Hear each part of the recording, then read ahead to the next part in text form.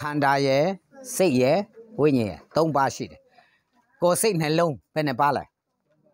go sick hello nepa website there go sick hello go ye sick hello ye how long la go sick hello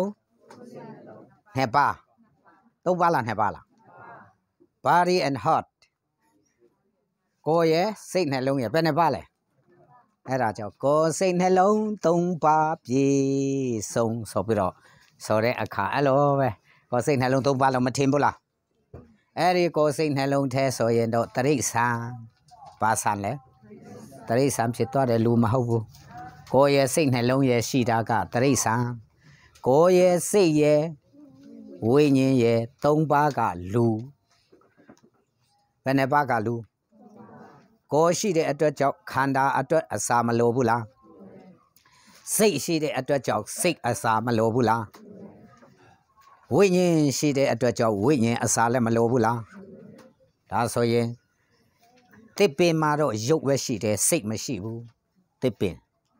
အသက်တော့မရှင်ဘူးလားမစားဘူးလားမတောက်ဘူးလားတတ်စာမြေဥစ္စာမစားဘူးလား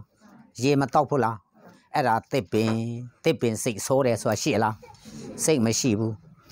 တို့မှစိတ်မရှိဘူးအသက်တော်ရှိတယ်အစာတော့စားတယ်ရေတောက်တယ်ခုတ်ပြင်းတည်သွားမယ်နောင်ဘဝဘာမရှိဘူးညင်မှုပြန်ဖြစ်တယ်တစ်ပင်မှာလည်းအသက်ရှိတယ်အစာစားတယ်ရေတောက်တယ်ဒါမဲ့ပြရင်ပြီးပြီအဲ့ဒါထက်ပေါ်လာတာတိရစ္ဆာန်ဒါထက်ပေါ်လာပါ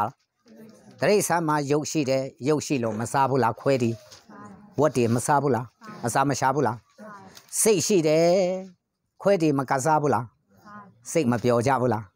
ခွဲစိတ်ပြောနေရောလေးဒီလိုလှုပ်ပြီးတော့အမြင့်လေးလှုပ်ပြီးတော့ကစားကြတယ်စိတ်ဆိုးရင်ဟောအဆွေဒီအသွားဒီဖျက်တယ်မကြိုက်ဘူးလားပါရှိလေစိတ်ရုပ်နဲ့ခန္ဓာရှိလို့ခန္ဓာအစာစားတယ်စိတ်ရှိလို့စိတ်အစာစားတယ်လူမှာကြတော့၃မျိုးဖြစ်လာတယ်လူမှာကြတော့ဘယ်နှမျိုးခန္ဓာရဲ့စိတ်ရဲ့ဝိညာဉ်ရဲ့ခန္ဓာစိတ်ကခန္ဓာအစာစားတယ်စိတ်အစာစားတယ်ဝိညာဉ်အစာအခုကျွန်တော်မနေ့ပိုင်းစားတယ်လို့အခုစားတယ်လို့ဖယားရဲ့စကားကဝိညာဉ်ကလောချင်းတယ်ဘာစကားလဲဖယားတရားကိုဝိညာဉ်အစာလို့ခေါ်တယ်ဘာတရားလဲဖယားထံကလာတာကို तू ကအားလုံးလည်းသမင်းတရေသည်ရေစီတော်ချောင်းကိုတောင်းတတကဲ့တော့အကျွန်ုပ်ဝိညာဉ်သည်ကိုတော့ကိုတောင်းတပါသည်ဖယားအကျွန်ုပ်ဝိညာဉ်သည်အသက်ရှင်တော်မူသောဖယားသခင်ကိုငတ်လှ၏အဲ့ဒါကိုလူလို့ခေါ်တယ်အဲ့ဒါကိုဘာလို့ခေါ်တယ်လူမှာခန္ဓာရှိတယ်မြင်မှုစိတ်ရှိတယ်ခံစားချက်ဝိညာဉ်ရှိတယ်ဖယားထံကပေးတယ်အသက်ကိုရှင်စေတဲ့နာဝိညာဉ်ကိုယ်စိတ်ဝိညာဉ်ပဲနှစ်ပါးတော့ခန္ဓာရှိတဲ့အတွက်ကြောင့်ခန္ဓာအစာထမင်းမစားဘူးလားစိတ်ရှိတဲ့အတွက်ကြောင့်စိတ်ကပါစားတယ်လေကဲကမ္မကိုစလဲစိတ်ကပါစားတယ်တရားဆိုတော့မဆိုဘူးဒါမဲ့တရိစ္ဆာန်တရားစိတ်ရှိတယ်တရားနာကြလားစိတ်ကတရားစားတယ်ဆိုတာမှန်တယ်ပါချိလို့လူကဝိညာဉ်နားမလဲတော့ကိုယ်စိတ်နှလုံးပဲ၃ပါးလို့ထင်တယ်၃ပါးတော့၃ပါးကိုယ်စိတ်နှလုံးဆိုတော့၂ပါးပဲရှိစိတ်နှလုံးကခံစားတာပဲရှိတယ်အစာစားတာကတော့စိတ်ပျော်တာကိုစားတာဘာစားတာလဲစိတ်အစာမပျော်ဘူးလားအေးအဲ့ဒါကြောင့်ပျော်ပွဲရွှင်ပွဲတွေပေါ်လုံးကစားတာစိတ်အစာပဲစိတ်အစာပေါ်လုံးကစားမပျော်ဘူးလားလူငယ်တွေနောက်တချင်းဆိုတာလည်းဘာအစာလဲစိတ်အစာတချင်းမဆိုဘူးလားဆိုတယ်စိတ်မပျော်ဘူးလားပျော်တယ်နောက် TV ကြည့်တာစိတ်အစာစာကြည့်တာလည်းစိတ်အစာ DVD ကြည့်ပြီးတော့တချင်းဆိုရေလာမောလာရေဆရာမောဆရာဘာအစာလဲဦးလိုက်တဲလိုက်ဒါဘာအစာလဲစိတ်အစာစားနေကြတာအဲ့ဒါကြောင့်ရီဖူးကြလားကစားဖူးလားဟေးကမဦးအေချောဦးအေတော်ဟောဦးမြအေးဦးအေးမြဦးလာအေး Ola ene o e dodo main man ne kasa pula. Kasa pula le kotija kasa ma no main man ne mieta sakamya ninga sondo era we to me kasa ya me main man sei sola yin yok cha cho hoda mala main man sei sola ni sei son to so do sam phit me main man sei sola yin hin ma kong bu mata sa nga ong tamin the la hoda mala era cho main man sei sola cho main man yi ba nya bo yi sa mo sa pyo sei sola ka ni phi do ma yi la bu la yi la a sim pie twa bi yok cha sei sola main man ti ba lo ya ma le main man a yi ji de no yok cha sei so lo do ma lwe bu no အရက်မူးပြီးပြန်လာလဲချော့ထား။ဩယောက်ျားပြန်လာပြီ။အရက်လေးပါလေးတော့။ဩမွှေးလိုက်တာယောက်ျားပြန်လာပြီဆိုတော့သူစိတ်ဆော့လား။ပြန်မဖြစ်ရဘူး။မင်းပြန်လာပြီလားဆိုထမိန်မပြီးတော့နော်မူးတယ်လူကတော့မရမရှာဘူးမမူးတယ်လူကထမိန်မပြီးရစားတော့စကားများရမဖြစ်ဘူးလား။အေးအဲ့ဒါမိမတည်းတာဝန်ကယောက်ျားစိတ်ဆော့လားမလွယ်ဘူးမချော့ရဘူးလား။ချော့လားကျွန်တော်မိမတော့ကျွန်တော်စိတ်ဆော့လားအပြင်ထွက်သွားတာအပြင်ထွက်သွားတော့စိတ်ဆော့ စကားများဆရာမရှိတော့ဘူးလေသူကအပြင်ထားပြီးတော့စိတ်ပြေတဲ့အချိန်ပြန်လာပြီးထမင်းခူးကျွေးတော့ပြန်မပြောဘူးလားအဲ့ဒါစိတ်အစာလို့ခေါ်တယ်တချို့ကလေမရလဲဒီတိုင်းပဲအလုများလို့ပဲလေမရဖះเจ้าမှာအတူထိုင်တာတော့သူများကြည့်မှာတဲ့ဟာညမှာရောအတူမအိပ်ဘူးလားညမှာတော့အတူအိပ်ပြီးဖះเจ้าမှာပဲခတ်ကွာထိုင်လို့ဖြစ်မလားမဖြစ်ဘူးအားလုံးလေမရလဲကစားစိတ်အစာလို့ခေါ်တယ်ဘာအစာလဲကလေးဒီနဲ့လေရီဆရာမောဆရာလို့ တချို့ကသူများကြောက်အောင်ကလေးကြောက်အောင်ပဲငါတော့မင်းတို့အရက်ခါမှာတတ်မှာဆိုတော့ဟာကလေးပြေးပြီပေါ့ဟုတ်တယ်ဟုတ်လား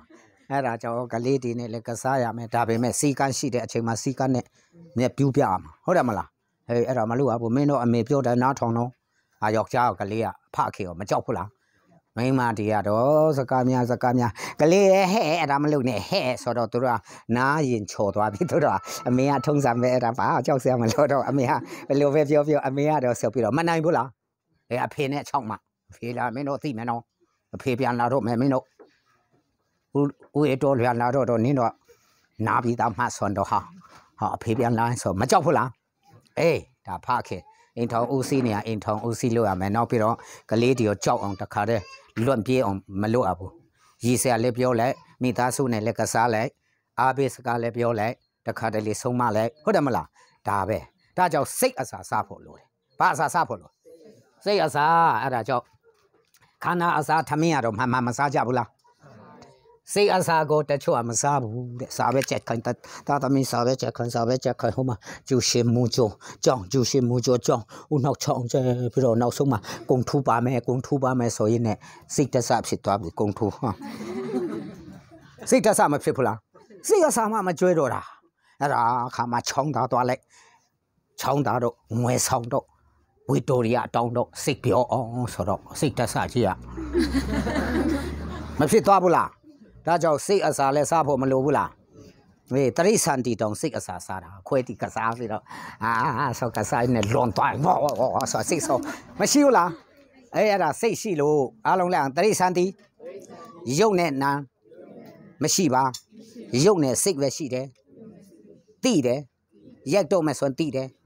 တချို့ခွဲဆိုမရက်ခင်တောင်အော်နေတာဟုတ်တယ်မလားတချို့ခွဲဒီခွဲဆိုရင်ဆိုပြီးတော့အော်နေတာစိတ်မရှိဘူးလားတတ်တော့မယ်ရိုက်တော့မယ်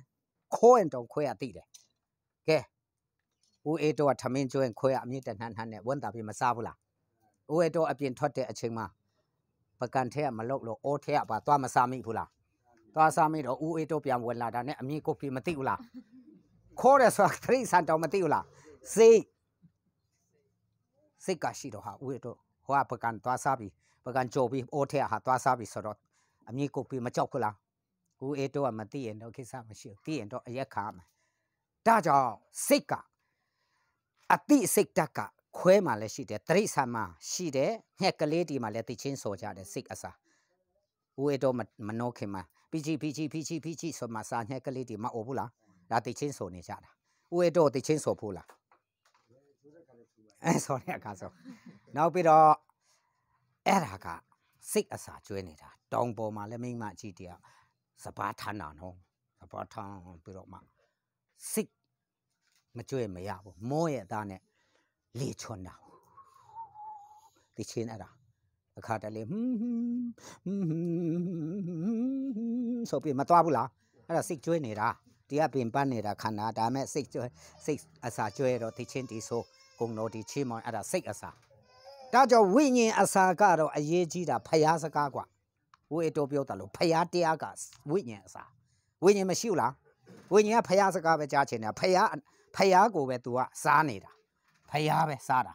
စာလံ16စာလံ16 5မှာကြည့်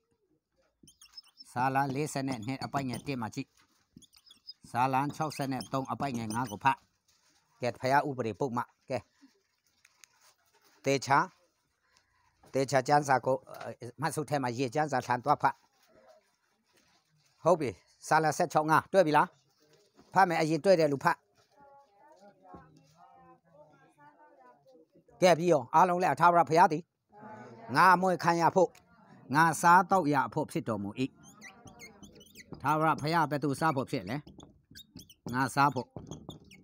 ဝိညာဉ်ပြောနေတာဝိညာဉ်ကဘုရားကိုမစားဘူးလားဘုရားတရားဥအေတော်ပြောတယ်လို့ဝိညာဉ်ကဘုရားတရားပဲလို့ရှင်တယ်ထမင်းဝအောင်စားတိုင်းလဲဝိညာဉ်ဝတာမဟုတ်ဘူးအဲ့ဒါကြောင့်တချို့လူဒီထမင်းစားတော့မယ်အချိန်မှာအိုးဒီဝတ္တဟင်းကျက်တဟင်းအဖြစ်ဝိညာဉ်ခွန်အားကာယခွန်အားဖြစ်စေတော်မူပါလို့ဆိုမတောင်းကြဘူးလားအဲ့ဒါမှားတယ်ဘယ်နဲ့ကျက်တဝတ္တဝိညာဉ်အစားလားမစားဘူးခန္ဓာအစားမှာဘယ်အဝိညာဉ်လာစားမှာလဲအားလုံးလက်အောင်ထမင်းဟင်းကိုဝိညာဉ်အစားဖြစ်စေတော်မူပါလို့တောင်းတဲ့လူကိုထမင်းဟင်းပြန်သိမ်းလဲချမ်းစာအုပ်ထားပေးလိုက်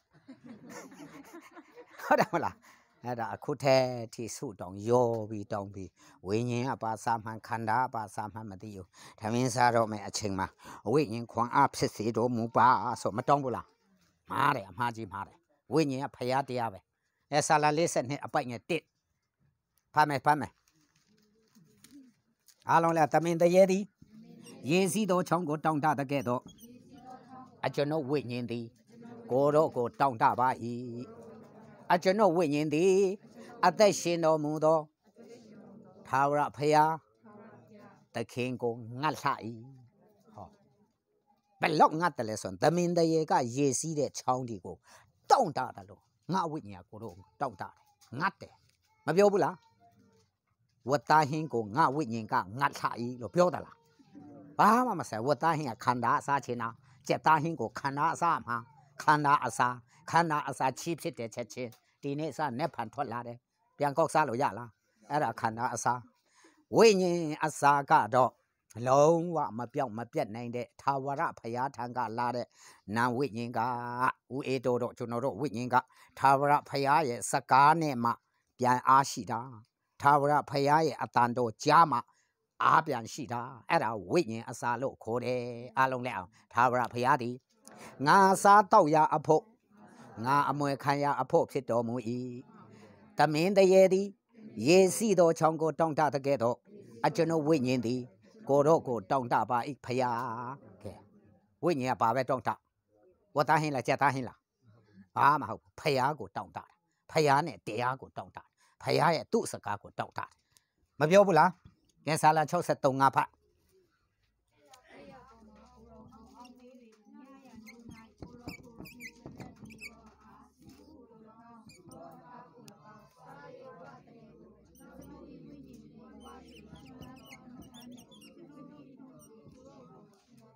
ကဲ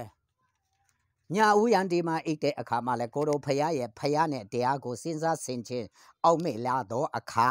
တဲ့အကျွန်ုပ်ဝိညာဉ်သည်စီဥကိုဝ၍စား၍ဝတဲ့ကဲ့သို့ဘာကိုစား၍ဝတဲ့ကဲ့သို့စီဥအစီပိုးတဲ့ဝတ်သားဟင်းကျက်သားဟင်းဒီကိုစားပြီးတော့ဝတဲ့ကဲ့သို့အကျွန်ုပ်ဝိညာဉ်ဟာတဲ့ဝပြီးတော့မှရွှန်လန်းသောနှခမ်းနဲ့တိချင်းဆိုမယ်ဂုံတော်ချီးမွမ်းတယ်လို့ပြောတာဒါဆိုရင်ကျွန်တော်ဝိညာဉ်ကဝတ်သားဟင်းကျက်သားဟင်းလားဖယားနှုတ်ကပတ်တော်လားဖယားနဲ့တရားကိုဆင်ခြင်အောက်မဲ့တဲ့အခါမှာကျွန်တော်ဝိညာဉ်ပါဖြစ်လဲစီဥကိုစား၍ဝမ်းမြောက်တဲ့ကဲ့သို့ကျွန်တော်ဝိညာဉ်နှခမ်းဝမ်းမြောက်သောရွှန်လန်းသောနှခမ်းတဲ့မဝဘူးလားဝတယ်ကျွန်တော်ဝိညာဉ်ဝပြီးတော့ဝမ်းမြောက်နေတာကဖယားရဲ့နှုတ်ကပတ်တော်တဲ့ရှင်မာသက်အခန်းကြီး4အပိုက်ငယ်4ယေရှုခရစ်တော်ဖခင်အစာရှောင်ပြီးရက်ပေါင်း40 ဘာမှမစားပဲနဲ့ဒီလိုရက်ပုံးလေးစင်အစာရှောင်တဲ့အခါဇာတာမာနသွားပြီးတော့ဗာပြောလေမင်းကဖျားသားဆိုဒီကြောက်ခဲဒီကိုမုတ်လုတ်လေတဲ့ဆိုလိုချင်တာတော့ဒီမုတ်ဒီလုတ်ကြောက်ခဲဒီမုတ်လုတ်ပြီးစားဖို့မင်းဖျားပဲလေမပြောဘူးလားဖတ်မတဲ့လေးလေး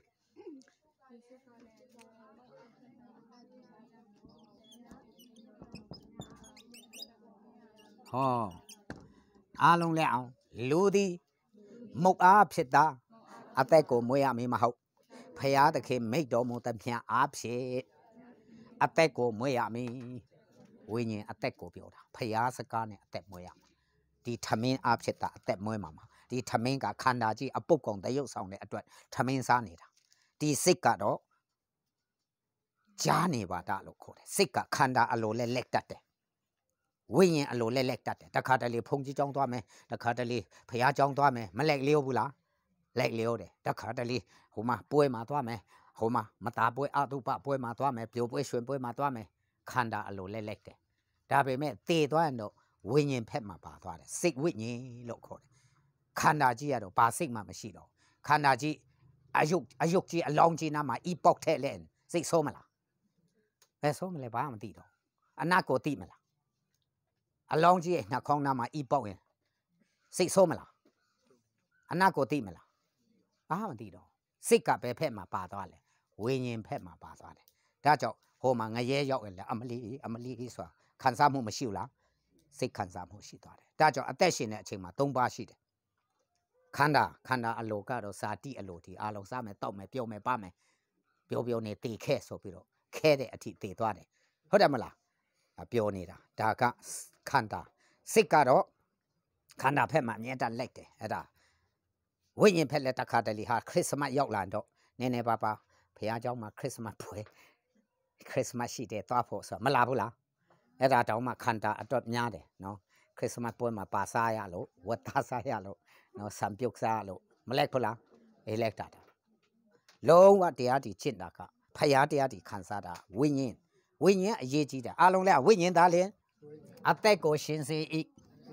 ကိုယ်ကာယသည်အထင်မတတ်နိုင်ဟောဒါကြောင့်စိတ်နဲ့ခန္ဓာပဲအလိုလိုက်တဲ့သူကငရဲမှာသွားမှာဖြစ်တယ်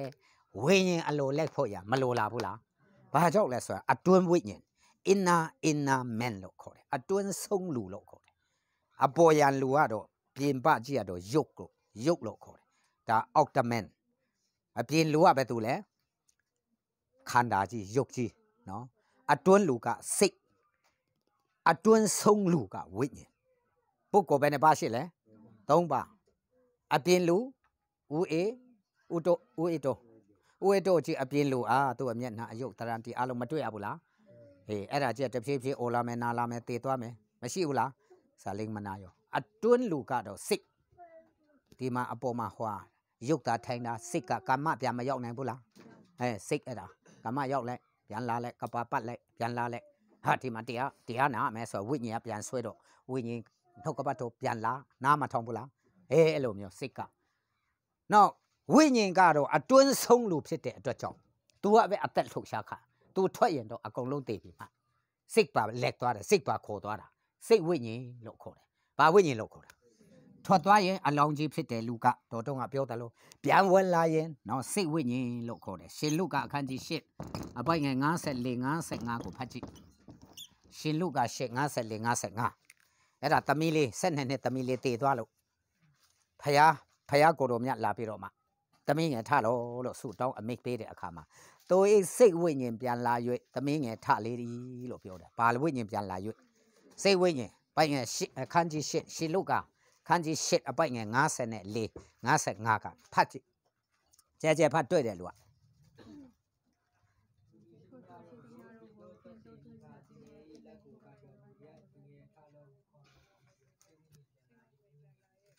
ကဲအားလုံးလည်းအောင်စိတ်ဝိညာဉ်ပြန်လာ၍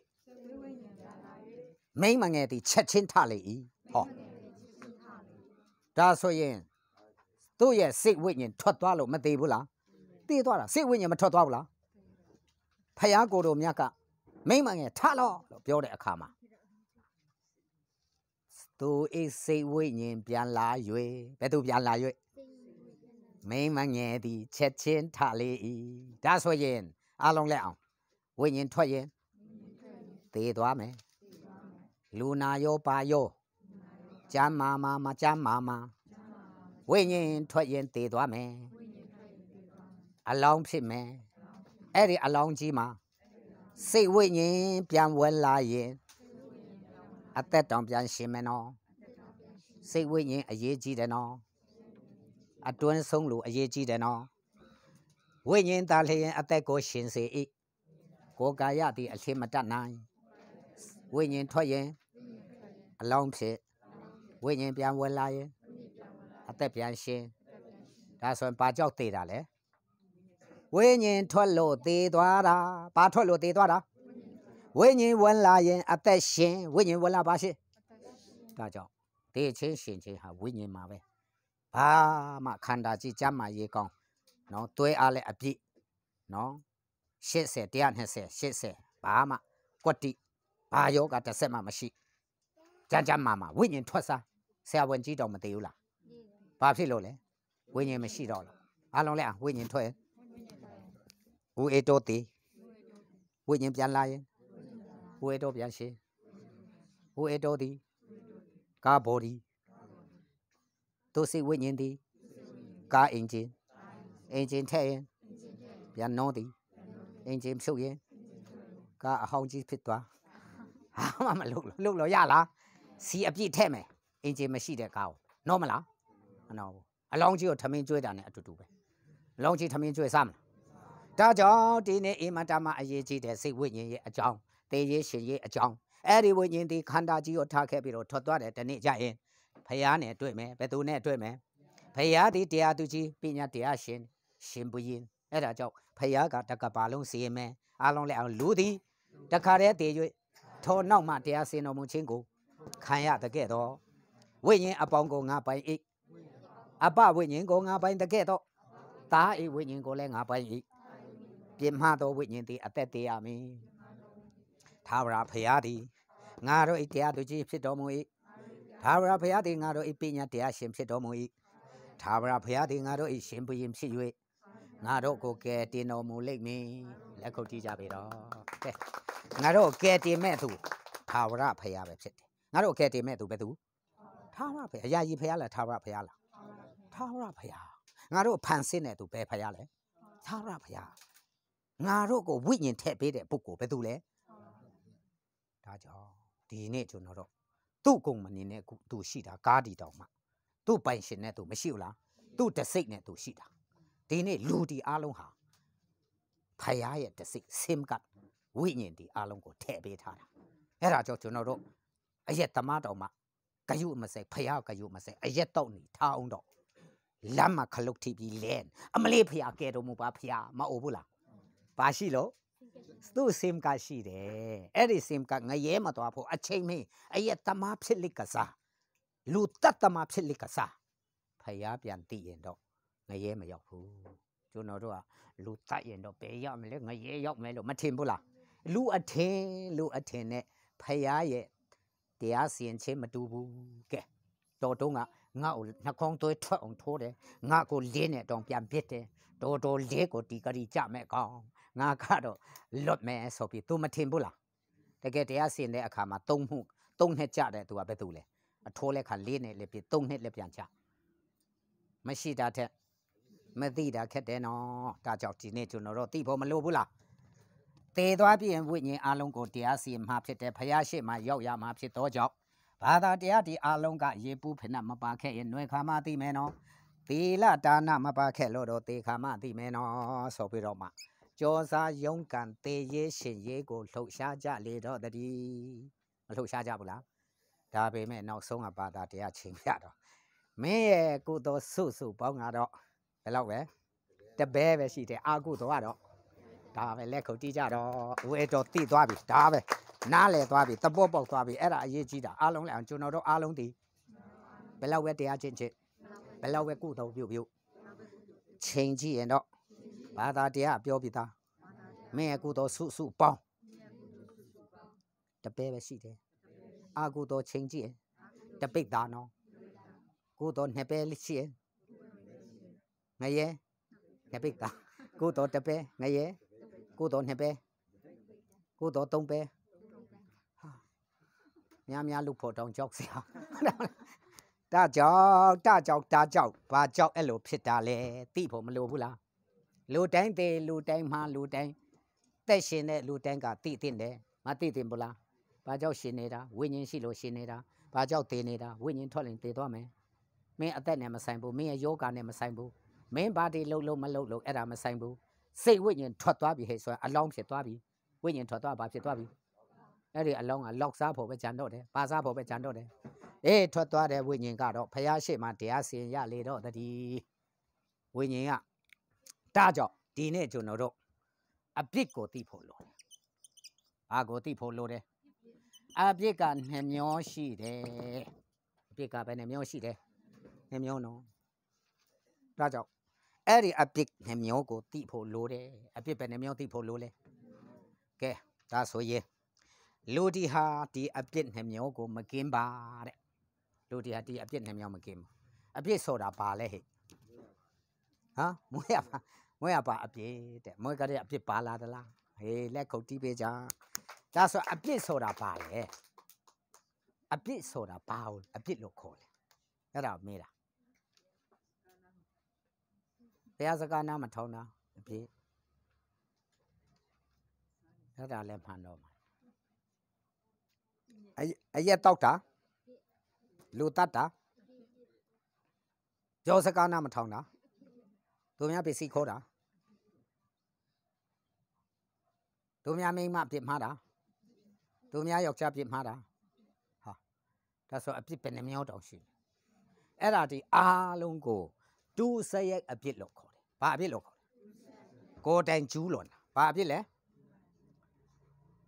နံပါတ်1ကတော့ဦးအေတော်ပြောတဲ့မွေးရပါအပြစ်ဘာအပြစ်လဲဘာအပြစ်မွေးရပါအပြစ်ကိုဘာပြစ်လို့လဲခေါ်သေးလဲပိစအပြစ်လို့ခေါ်တယ်အခုလောလူတတ်တာမိမပြစ်မှားတာသူများပစ္စည်းခိုးတာရံဖြစ်တာအရက်တောက်တာဖဲရက်တာမဟုတ်တာဒီအကုန်လုပ်တာအဲ့ဒါကိုတူစရိုက်အပြစ်လို့ခေါ်တယ်ဘာအပြစ်လို့ခေါ်တယ်အဲ့ဒီတူစရိုက်အပြစ်ကတော့ပိစလားကိုတိုင်ကျူးလွန်တာလားကိုတိုင်ကျူးလွန်တဲ့အပြစ်ကိုတိုင်ကျူးလွန်တဲ့အပြစ်ကိုဘာအပြစ်လို့ခေါ်တယ်ဒီလိုနှစ်ခုပဲခွဲထားတော့အရက်တော့ရင်ငရဲကြမယ်ဖဲရက်ရင်ငရဲကြမယ်လူတိုက်ရင်ကိုပဲသွားမလဲထောင်ကြမယ်လူတိုက်ရင်ထောင်ကြမယ်တဲ့ငရဲမကြဘူးလားလူတိုက်ရင်ကောင်းကင်ရောက်မလားငရဲကြမလားငရဲပေါ့လူတောင်တတ်တဲ့သူကငရဲမရောက်လို့တော့ဘယ်သူငရဲရောက်တော့မလဲလို့ဟုတ်တယ်မလားသူများပစ္စည်းခိုးရင်ငရဲကဲဒါဆိုရင်သူများယောက်ျားနဲ့ပြစ်မှားရင်သူများမိန်းမနဲ့ပြစ်မှားရင်ဟာအဲ့ဒါဆိုရင်ကျူးလွန်တဲ့အပြစ်လားပိစအပြစ်လားဆိုတာကိုကြည့်ဖို့လိုတယ်ပြစ်မှားသောဝိညာဉ်သည်ဆိုတာအပြစ်ဒါကြောင့်ဒီနေ့ကျွန်တော်တို့နားလည်ဖို့ကအပြစ်ပဲနှမျိုးရှိတယ်လေအပြစ်ပဲနှမျိုးရဲကိုပဲနှရဲလေရဲလဲ2မျိုးရှိတယ်ရဲလဲဘယ်နှမျိုးလဲ2ရဲအားလုံးလဲအောင်ဦးအေတော်နဲ့လေ့လာကြတော့အခါအပြစ်2မျိုးနဲ့ရဲ2ရဲရှိတဲ့ကြောင်းတိရကြလေတော့တည်းအပြစ်2မျိုးထဲမှာတို့စရဲ့အပြစ်ကိုမလုပ်ဖို့နေရလင်ဆွဲပြီးမိဘတရားဆုံးမတယ်ငရဲမကြအောင်တွန်တင်တယ်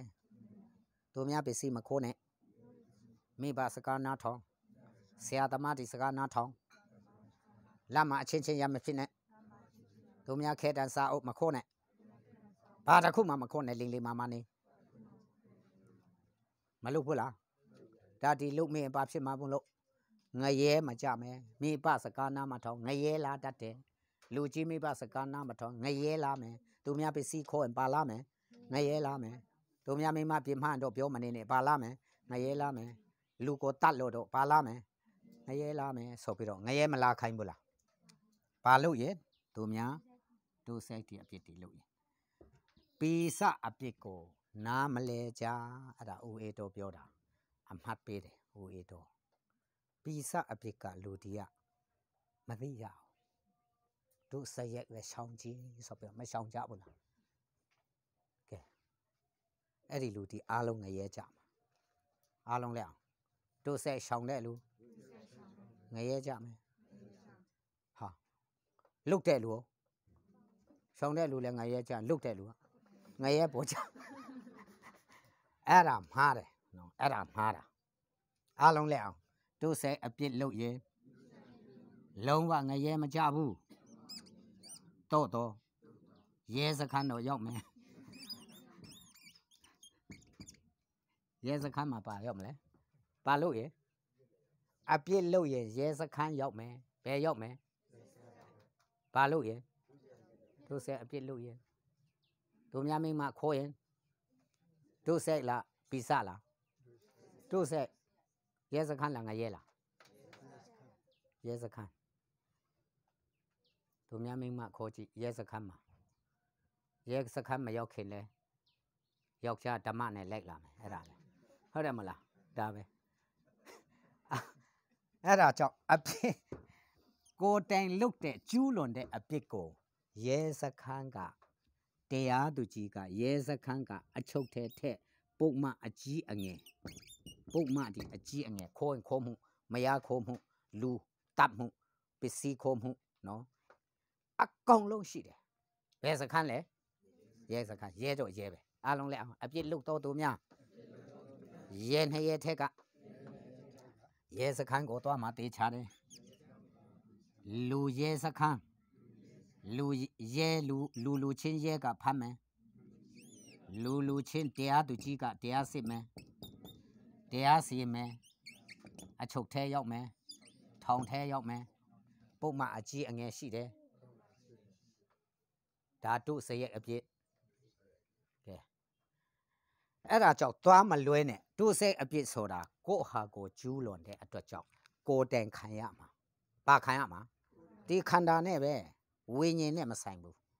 ဝိညာဉ်ကနောင်ဘဝမှာတရားစီရင်ရမှာခန္ဓာကယခုဘဝမှာတရားစီရင်ရမှာနားလည်ပြီလားယခုဘဝခန္ဓာနဲ့လုတ်ရင်ဝိညာဉ်မသွားခိုင်းနဲ့ဝိညာဉ်နဲ့မဆိုင်ဘူးမင်းခန္ဓာနဲ့လုတ်တာမင်းခန္ဓာနဲ့ရဲစခန်းမှာသွားရှင်းရဲစခန်းမှာဘာလို့မလဲဒါပဲယခုဘဝလားနောင်ဘဝလားဒါကြောင့်အပြစ်လုတ်တာကငရဲသွားမပေါ့နဲ့ယခုဘဝငရုတ်သေးစားကြည့်မယ်နောင်ဘဝစမလားအခုစမယ်ရဲကတရားစီရင်မဖမ်းရင်လေကိုလုတ်တာကိုခန္ဓာနဲ့လားဝိညာဉ်နဲ့လားဝိညာဉ်စတာလားခန္ဓာစတာလားယခုဘဝလားနောင်ဘဝလားယခုဘဝသူများမိမခိုးရင်ယခုဘဝတားထမ်းပြီးလိုက်လာမယ်နောင်ဘဝလိုက်မှာမဟုတ်ဘူးယခုဘဝရဲစခန်းမှာအချုပ်ထဲထက်နောင်ဘဝအချုပ်ထဲကြမှာမဟုတ်ဘူးသူများပစ္စည်းခိုးပြီးတော့နောင်ဘဝပဲငါအချုပ်ခံခြင်းနဲ့ဒီဘဝမခံဘူးဆိုရင်ရမလားသူများပစ္စည်းခိုးရမလားအားလုံးလဲဒီဘဝလုတ်သမျှဒီဘဝခန္ဓာနဲ့ခံဒီဘဝတရတိဆက်ရင်နောင်ဘဝစားဖို့မဟုတ်ဘူးဒီဘဝစားဖို့ဒီဘဝတော့မြန်တီးဖို့လိုချင်တာယခုဘဝအရက်တောက်ရင်နောင်ဘဝဝိညာဉ်မူးမှာမဟုတ်ဘူးယခုဘဝခန္ဓာမူးမှာလမ်းသွားရင်လဲဝိညာဉ်လဲတာမဟုတ်ဘူးခန္ဓာလဲပြီးနှစ်ဖူးပေါက်မှာဒါအရက်တောက်တဲ့အကျော်မရဘူးလားရဲနဲ့ရဲရှိတယ်အားလုံးလဲမွဲရပါအပြစ်ရှိရင်ငရဲသွားမယ်ဟာမွဲရပါအပြစ်ရှိရင်ဘယ်သွားမလဲတို့စရိုက်အပြစ်ရှိရင်ဘယ်သွားမလဲရဲစခန်းအဲ့လိုအားလုံးအပြစ်လည်း2မျိုးရှိတယ်ရဲလည်း2ရဲရှိတယ်နားလဲတော့တချို့အပြစ်လုပ်တယ်လို့ငရဲသွားမယ်လူတတ်သမားငရဲသွားမယ်တခိုးသမားငရဲသွားမယ်ကောင်းငါတို့တရားကျင့်တယ်သူများပစ္စည်းသူများဥစ္စာဘာမှမလုပ်ဘူးကုသိုလ်ဒါနဒီကျွန်တော်တို့ကကြောစာကျင့်ကြအားထုတ်မိမတော်မယူဘူးကွာရှုပ်လို့တဲ့ဟာဖဏတော်မစည်းဘူးတဲ့ငါတရားကျင့်လို့တဲ့အသားမစားဘူးတဲ့အတိစားပြီးနံရောပြိုင်ပေါ်အောင်တရားကျင့်နေတာတဲ့ကူအောင်ပြီးငါတရားကျင့်တာတဲ့ငါမရောက်ရင်ဘယ်သူရောက်မလဲနောင်ဘဝကောင်းရရောက်မယ်လို့မထင်ဘူးလားမထင်နဲ့ငရဲသွားမှာအားလုံးလဲအောင်ပိစအပြစ်ရှိငရဲသွားပြီ ဝိညာဉ်သွားမှာနောင်ဘဝနော်ကြကြတတိထားယခုဘဝလုတ်တဲ့အပြစ်ကျူးလွန်တဲ့အပြစ်ကနောင်ဘဝမထွဲနဲ့ဝိညာဉ်မထွဲနဲ့အခုခင်ဗျာခန္ဓာနဲ့ရဲစခန်းမှာသွားရှင်ဒီနေ့ဆိုင်ကယ်မောင်းမှန်းနောင်ဘဝပဲငါအဖမ်းခံမယ်ဆိုလို့မရဘူးဒီဘဝအဖမ်းမှာဟုတ်တယ်မလားဒါကြောင့်ယုတ်နဲ့နာမ်ကိုခွဲခြားပါယခုဘဝနဲ့နောင်ဘဝကိုခွဲခြားပါယုတ်ကြီးသည်ဒီဘဝလုတ်သမျှမသေးမချင်းမြေကြီးပေါ်မှာပဲခံရမယ်သေရင်ယုတ်ကြီးကိုဖမ်းလို့မရဘူးကဲဦးအေးတော့လူတတ်မိလို့သေသွားပြီဆိုရင်ရဲကဖမ်းလို့ရမလားမရမလဲသေသွားပြီလေတင်းကြိုင်မှာဖမ်းလို့ရမလားမရဘူးဘာဖြစ်လို့သေသွားပြီဒါကြောင့်ခန္ဓာပဲအလုပ်လုပ်ရမှာလူတတ်တဲ့အတွက်ကြောက်တော့ဂျာနဲ့မိသားစုတယောက်ဦးအေးတိုးနဲ့ပတ်သက်တဲ့သူတီးရောချင်းမပေးရဘူးလားမင်းအဖေကငါလူတတ်တာချင်းတောင်မှဆိုမရဘူးအဖိုးကတတ်ခဲ့တာတော့မြင်းရပြန်တတ်ရတယ်ကဲလူတတ်မှုကမပြန်မတတ်မချင်းကြေလားဒါမှဟောကြေအေးရတယ်မကြေအေးမချင်းကဒါပေမဲ့ဦးအေးတိုးကတော့တည်သွားတဲ့အခါရဲရသွားဖမ်းရဲတီကိုသွားဖမ်းခိုင်းလို့ရမလားဟောမှာနောင်ဘဝဦးအေးတိုးသွားပြီးသွားဖမ်းကြဆိုရမလားမရတော့ဘူးရေဘဝလုတ်ခဲ့တာသူလဲဟိုးသူလဲတအားအခုလို့သူများပြန်တတ်လို့တေးတာလည်းဖြစ်နိုင်တယ်သူဟာသူလဲစိတ်ပူပင်တော့ကလို့အချုပ်ထဲမှာမရောက်ချင်ဘူးကွာငါတေးဆိုပြီးမတေးဘူးလားဒါကြောင့်လူတတ်တဲ့အတွက်ကြောင့်သူဟာသူလဲမတေးဘူးလားအဲ့ဒါအကျိုးဒီဆိုးကျိုးဒီကိုလုတ်တဲ့သူ့ဆက်ရဲ့အပြစ်ဟာကိုလုတ်တဲ့အတန်ခံရမယ်နော်မီးထီရဲ့မီးပူမယ်ရေထီရင်ရေအေးမယ်ငရုတ်သီးစားငရုတ်သီးစားမယ်ပေးရှူရင်စိုးစိုးကြွမယ်ငြင်းဥစ္စာဖြစ်မယ်ဒါပါပဲ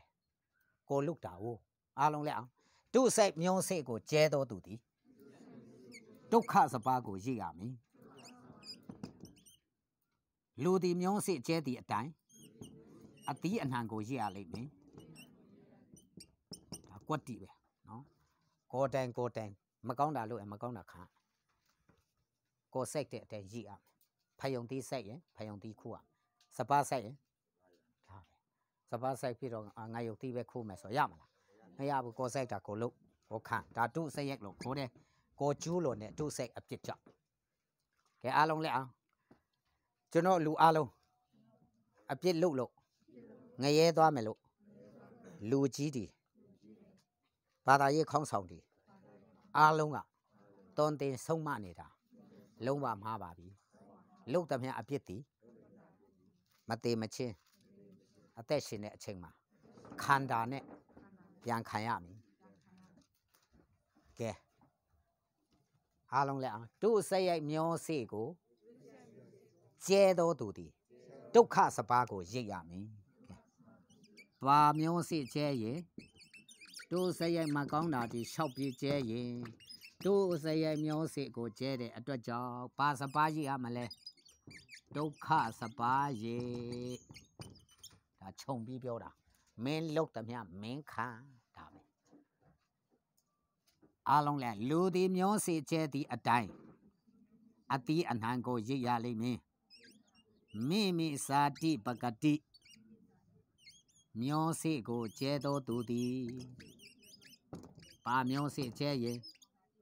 ဇာတိပကတိမျောစေကျဲတဲ့ဒီဟာပုတ်ပြက်ခြင်းအသီးအနှံရိပ်ရမယ်ဘာအသီးအနှံရိပ်ရမလဲပုတ်ပြက်ခြင်းအသီးအနှံသိခါကြတယ်အားလုံးလက်အောင်မကောင်းတာဒီလျှောက်လို့ငရဲမကြဘူးသိခါကြတယ်နောင်ဘဝမဟုတ်ဘူးယခုဘဝမကောင်းတာဒီလျှောက်လို့ကြည့်မင်းငရဲကြဖို့မကြောက်နဲ့ကိုဟာကိုသိခါကြရဲရလာဖမ်းရဲတော့ရဲပဲငရဲမဟုတ်ဘူးရဲစခန်းနောင်ဘဝမဟုတ်ဘူးဝိညာဉ်နဲ့မဆိုင်ဘူးယခုဘဝမင်းလုတ်တာမင်းခံသူများကိုလွှဲလို့မရဘူးမင်းတရတီးစားရင်သူများသွားမကျင်းဘူးစားတယ်လူကျင်းတယ်ဒါယခုဘဝဒါငရဲကြတာကလူများမသိတာပိစအပြေဦးအေတော်ပြောနေတဲ့ပိစအပြေအားလုံးလက်အောင်ဘာအပြစ်မှမလုပ်ခဲ့ရင်လဲမင်းပိစအပြစ်ရှိလို့တော့ငရဲရောက်မိသားမှတ်ထားတော့ကဲဘာအပြစ်ရှိလို့တော့ဘာအပြစ်လဲပိစအပြစ်ကင်းကြလားပိစဆိုတာဘာလဲ မွဲကတဲ့ဟာမွဲကတဲ့ဦးအေတော့အဖြစ်ပါလို့လားပါတယ်တဲ့ဟာဘယ်ရပါလားဟမ်စာတန်အာတန်လားအာတန်နော်အာတန်ကနေပါလာတာမွဲကတဲ့ကစာလ51စာလ51အပိုက်ငယ်9ကိုဖတ်ကြည့်ဖရာဥပဒေပုဒ်မအဲ့ဒါငရဲသွားမှာတေးချတယ်ကွအဲ့ဒါငရဲသွားမှာမိတ်ဆွေတော့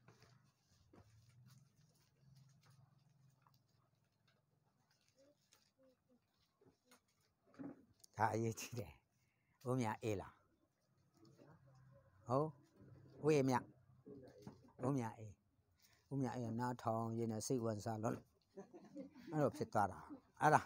ဟုတ်တယ်လေဒါစိတ်ဝင်စားလို့လည်းအာယုံပြုတ်လို့လည်းအဲ့လိုမဖြစ်တတ်ဘူးလားကိုခန္ဓာလည်းထမင်းလည်းစားခါစားဆိုတော့အဲ့လိုလေဒီမဖြစ်နိုင်ဘူးလားအဲ့ဒါကြောင့်ကိုမိမနဲ့ယောက်ျားတွဲပြီးထိုင်ဖရားเจ้าမှာသွားရင်ဆိုတာအဲ့ဒါပဲယောက်ျားကြီးမင်းသိချာနားထောင်တော့ဆိုရင်မိမအနာမှာရှိရင်မပြောဘူးလားအေးမိမအေးငိုက်ချင်လဲမိမနားထောင်တော့ခေါမတရားနာနေပြီဆိုမပြောဘူးလားအဲ့ဒါကြောင့်တွဲထိုင်ရတာတယောက်တခြားစီထိုင်တဲ့လူကတော့အဝေးကနေကြည့်ပြီးတော့ရန်သွားရင်တိမယ်အဲ့ဒီကောင်အိတ်အိုက်နေတယ်ဆိုတာဒီပဲမဖြစ်လာဘူးလားအဲ့ဒါမဟုတ်ဘူးနော်အဲ့ဒါကြောင့်တယောက်နဲ့တယောက်နှောပေးဖို့လည်းမလိုဘူးလားလိုတာအဲ့ဒါတချို့ခံပြင်းတော့ငါဆုတောင်းနေတာလာမနှောက်ရက်နဲ့ဆိုပြီးဟုတ်တယ်မလားဒါကြောင့်အားလုံးကိုအကူအညီတောင်းဖို့မလိုဘူးလားလိုတယ်ဟုတ်ပြီဒါဆိုရင်ဘာအပြစ်ကြောင့်ငရဲကြတာလဲဦးအေးမြဘာအပြစ်ကြောင့်ငရဲကြတာဦးအေးမြဦးမြအေးလား sorry ဦးမြအေးဘာအပြစ်ကြောင့်ငရဲကြတာအပြစ်ကဘယ်အပြစ်လဲသူ့စိတ်အပြစ်လားဗိစအပြစ်လားဗိစအပြစ်ကြောင့်လက်ခုပ်တီးပေးကြမနာပေါ့လူတတ်တဲ့လူငရဲကြမလားထောင်းတဲ့ရောက်မရဲစခန်းကလာမဖမ်းဘူးလားဝိညာဉ်လားခန္ဓာလားခန္ဓာမှန်တယ်အဲ့ဒါပဲအောင်သွားပြီမင်းတို့ဟောမှာကြောင်းထိုင်နေတဲ့ဖုန်ကြီးနဲ့တွေ့ရင်ဦးအေတော့ကမိမပြိုင်ပြိုင်ယူပြီးတော့မှငရဲမချဘူးလို့ပြောနေတယ်ငါကမိမတော့ရီးစားတော့မထားဘူးငါကြောင်းထိုင်တာဝါတော့ဘယ်လောက်ရှိပြီမင်းတော့ငရဲမရောက်ဘူးလို့ရှောက်ရှောက်မပြောနဲ့ငါတော့မသေးချဘူးမင်းတော့ရောက်မှလို့မပြောဘူးလားဟာပြောမှာဘာဖြစ်လို့လဲ तू ကတော့အချစ်တရားမအားကိုဘူးလားအားကိုတယ်မင်းတို့ထက်မတာဘူးလားအချစ်ဦးအေတော့ထက်မတာဘူးလားတာတာပေါ့မိမယူလားတရားချစ်နေတာအသားစားလားစားတော့စားသွားပေါ့တော့ तू ဟာစားကြတာပဲတဲ့အေးပေါ့သူတို့လည်းအဲ့လောက်ကြီးတော့သူတို့လည်းစားချင်တာပဲနော်ဟေးခန္ဓာရှိတော့စားပါစီမစားနဲ့စားလဲဗီဇအပြစ်ရှိတာဟုတ်ဗီဇအပြစ်ရှင်တော့ဦးအေတော့ပြောတယ်လို့ तू လည်းမစားချင်ဘူးလားအေးအားလုံးလက်အောင်အပြစ်နှမျိုးရှိသည်ရဲလည်းနှရဲပါတို့စိတ်အပြစ်လုပ်ရဲငရဲမကြပါအဲ့လိုပြောလို့ရှောက်လို့ဖို့ပြောတာမဟုတ်ဘူးမင်းလုပ်တဲ့အတန်းခံရမှာဟုတ်တယ်မလားမင်းလုပ်တဲ့အတန်းခံရမှာရဲစခန်းမှာခံရမှာမသေးမချင်းခံရမှာနော်မင်းစိတ်တဲ့အတန်းရိပ်ရမှာအဲ့ဒါကတော့နောက်ပြီးတော့ဒီစအပြစ်ပါလာရင်တော့ဘာအပြစ်ပါလာရင်တော့စာလ51 5တွေ့ပြီလားဖတ်ကြည့်အောင်1နဲ့3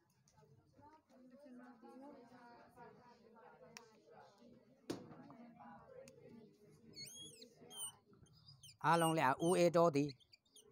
မွေးစကပင်အပြစ်ပါလက်ရှိအမိဝန်းထဲမှာပရိသေယူစင်ပင်အပြစ်ဆွဲပါ၏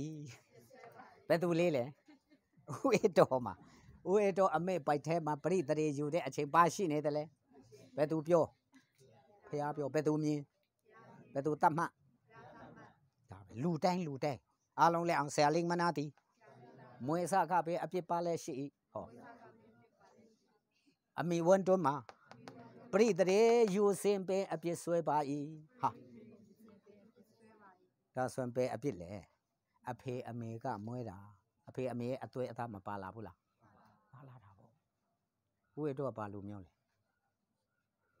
ဘာလဲဘာလို့ဗမာလူမျိုးဖြစ်တာလဲ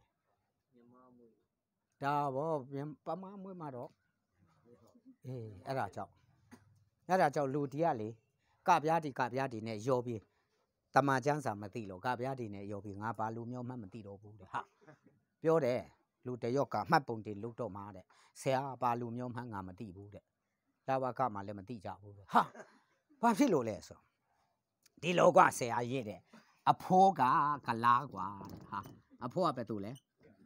အဲ့ဒီအဖိုးကနေပြီးတော့မှရခိုင်မယူလို့ဟာဘာမှယူတာရခိုင်မယူတော့အဖေကိုမွေးလာတာတဲ့ဘယ်သူ့ကိုမွေးလာတာအဖေကတော့ကလားရခိုင်ကပြားပေါ်ဗျာတဲ့အဖေကနေပြီးတော့မှတဲ့ဗမာမပြန်ယူတာတဲ့ဟာဗမာပြန်ယူတာဗမာမယူတော့ငါကိုမွေးလာတာတဲ့ဘယ်သူ့ကိုမွေးလာတာအဲ့ဒါကြောင့်ငါကလားရခိုင်ဗမာသုံးမျိုးဖြစ်လာပြီတဲ့ဗမာလူမျိုးလားကလားလူမျိုးလားရခိုင်လူမျိုးလားအဲ့ဒါကိုငါလည်းမသိတော့ဘူးတဲ့ဆိုတော့မရှုပ်လာဘူးလားရှုပ်အောင်စဉ်းစားလို့ဘာမှမဟုတ်ဘူးငါပြောပြမယ်တမန်ကျမ်းစာအရာငါပြောပြမယ်မင်းအဖိုးကကလားဆိုရင်ကလပဲလို့ပဲမှတ်လဲဟာကလားဆိုပါပဲမှကလပဲကရခိုင်မကိုယူတဲ့အတွက်ကြောင့်ကလပဲကိုရခိုင်ပြည်မှာစိုက်လိုက်ရင်ကလပဲကိုရခိုင်ပြည်နယ်မှာစိုက်လိုက်ရင်ဘာထွက်မလဲကလပဲပေါ့အဲ့ဒီရခိုင်ပြည်နယ်မှာစိုက်တဲ့ကလပဲကိုပြန်ယူပြီးတော့ဗမာပြည်မှာပြန်စိုက်လိုက်ရင်ဘာထွက်မလဲကလပဲပဲလေအဲ့ဒါကြောင့်မိမဒီကမြေကွက်တီမိမဒီကပါကွက်တီယောက်ျားမှာပဲမျောရှိတာဘာမှာပဲမျောရှိတာယောက်ျားဒီပြောကြကျွန်တော်ယောက်ျားများဒီမျောစိတ်ဒီဖြစ်သည်မိမဒီပြောကြကျွန်တော်မိမဒီလဲမြေကွက်အစင်တစ်ဖြစ်ကြပါသည်မြေကွက်မှာမျောစိတ်စိုက်လိုက်ရင်မျောထွက်လာပြီမထွက်လာဘူးလားဒါပဲလေဖယားဖန်ဆင်းတာအဲ့ဒါဖယားမျောကိုယောက်ျားမှာထည့်ပေးတယ်မိန်းမကိုအထောက်အမမျောကိုအပင်ပေါက်အသီးသီးဖို့အထောက်အမမလိုဘူးလားယောက်ျားထဲဘယ်တော့မှမွေးလို့မရအောင်မိန်းမထဲလည်းဘယ်တော့မှမဖြစ်ဘူးမြေကြီးထဲမှာဘာမှဆိုင်ဘာမှမပေါက်ဘူးကလပဲကိုလည်းဒီတိုင်းလေထဲမှာချိတ်ထားအပင်ပေါက်မလားပေါက်မြေမှာစိုက်ဖို့မလိုဘူးလားအေးအဲ့ဒါကြောင့်မြေမှာစိုက်လိုက်တဲ့ကလပဲဒီရခိုင်မြေကွက်မှာသွားစိုက်လိုက်တော့ဘာပဲထွက်တယ်လေကလပဲအဲ့ဒီကလပဲကိုဗမာပြည်မြေကွက်မှာပြန်စိုက်လို့ဘာထွက်လဲကလပဲနင်းလဲကလားပဲအဖိုးကလားဆိုနင်းလဲကလားပဲဆိုတော့ဟာရှင်းနေတာပဲနော်အေးအဲ့ဒါကြောင့်ကလားလူမျိုးလို့သွားထည့်လိုက်တော့မရှင်းဘူးလားရှင်းတယ်ဒါကြောင့်အာတန်ကမွဲလာသမျှဒီအာတန်ဒီအပြစ်လုတ်ခဲ့တဲ့အတွက်ကြောင့်ဖယားကအာတန်ပြစ်မှားသည့်နီးတူမပြစ်မှားတော့နောင်လာနောက်သားအလုံးဒီလေအပြစ်သားဒီဖြစ်ကုန်ပြီငါခုံးမတကောင်ကြောင့်ဒါဆိုပီစအပြစ်ကင်းတယ်လို့ရှေ့လားမရှိဘူးအဲ့ဒါကြောင့်ကျမ်းစာကအလုံးလဲအောင်အကျွန်ုပ်ဒီကိုကကိုလည်းညှောထိုးကြအကျွန်ုပ်ဒီတခြားလူမဟုတ်ဘူးအကျွန်ုပ်ဒီမွေးစကပြင်အပြစ်ပါလဲရှိ၏အမိဝန်ထဲမှာပရိသေယူစင်ပင်အပြစ်ဆွဲပါ၏ဒါဆိုလူတိုင်းဒီအပြစ်မရှိဘူးလားအဲ့ဒါပီစလို့ခေါ်တယ်ဘာစလို့ခေါ်တယ်အဲ့ဒီပီစရှိရင်လုံးဝငရဲသွားမယ်မှာဟာဒါကြောက်စရာလူတယောက်မသိတာဘယ်အပြစ်မလုပ်ရင်ရပါတယ်လို့ထင်တာမလုပ်တာကပြဿနာမရှိဘူးလုပ်တာကိုယ့်ဟာကိုယ်ခန့်ယခုဘဝပဲခန္ဓာနဲ့ပဲတင်းကျိုင်းမှာရောက်ပြီးပြီးသွားပြီဘယ်သူမှလာဖမ်းလို့မရတော့လုတ်တယ်များအကုန်လုံးမသေးမချင်းမသေးမချင်းခန့်တေပြီးပြီးသွားပြီလောကမှာအားလုံးလဲလောကမှာလုတ်ခဲ့တယ်များနောင်ဘဝအပါသွားလို့မရဘူးဥပမာတထေးကြီးမနဲ့၄နာရီထတယ်ဟိုည7နာရီပဲအိတ်တယ်အလုတ်မကြောစားဘူးလားအဲ့ဒါကြောင့်ထေးတာပေါ့လမ်းပေးမှာအိတ်ပြီးတော့ဖင်လန်ပြီးအိတ်ပြီးတောင်းစားလုတ်တယ်လူကထေးမလားဘယ်ထေးမလဲလုတ်ကြတယ်လေသူလုတ်တဲ့အတိုင်းတစ်သက်လုံးတောင်းစားပေါ့ဒီမှာကြောစားတယ်တထေးကြီးဖြစ်သွားပြီကားဒီတက်တီတစ်ခုပြီးတစ်ခုမထားဘူးလားကဲနှစ်ယောက်စလုံးတေသွားမယ်နှစ်ယောက်စလုံးပါဖြစ်သွားမယ်တေသွားမယ်တောင်းစားလဲဘာမှမပါတပြားမှမပါရှိမှမရှိတာမရှိလို့မပါတာမဟုတ်ဘူးတထေးကြီးတိုက်တလုံးကားတစ်စီယူသွားလို့ရတယ်လုံးဝမရငွေတစ်ချက်ယူသွားလို့ရလားဘာမှမပါယခုဘဝတထေးကြီးနောင်ဘဝတစ်ချက်မှမပါတောင်းစားနဲ့အတူတူပဲတင်းကြိုက်မှမရောက်လာဘူးလား အားလုံးလဲအောင်ယခုဘဝကြိုးစားသမျှပိုင်ဆိုင်သမျှအားလုံးယခုဘဝပဲဆိုင်တယ်နောင်ဘဝကိုငွေလဲထွေးလို့မရနောင်ဘဝကိုကားလဲယူသွားလို့မရလေရင်ပိုင်ရင်လဲတင်းချိုင်းအထိဥစ္စာရှိရင်လဲတင်းချိုင်းအထိဘာမှမပိုင်ရင်လဲဘာမှမပါတအားပိုင်ရင်လဲဘာမပါဒါဆိုနောင်ဘဝနဲ့ယခုဘဝနားလဲပြီလားယခုဘဝစ조사သမျှတထေးကြီးနာမည်မရှိဘူးလားဒါပေမဲ့ဒါပဲနာမည်ပဲရှိတာပါသွားလို့ရလားကဲအထုပတိ15မိနစ်ပဲဖတ်တာ15မိနစ်ဟောမှာတင်းချိုင်းမှာတိကြိုတော့မယ်15မိနစ်သူလုတ်ခဲ့သမျှအားလုံးဒီ15မိနစ်လူဒီအားလုံးချွေးတတီနဲ့စ조사လို့ဆောင်ပြီးတော့သိပ္ပံပညာရှင်ကြီးဖြစ်ပြီးထားအောင်တော့15မိနစ်ဖတ်ရင်ပြီးပြီဥပတူတော်ဘတူရဲ့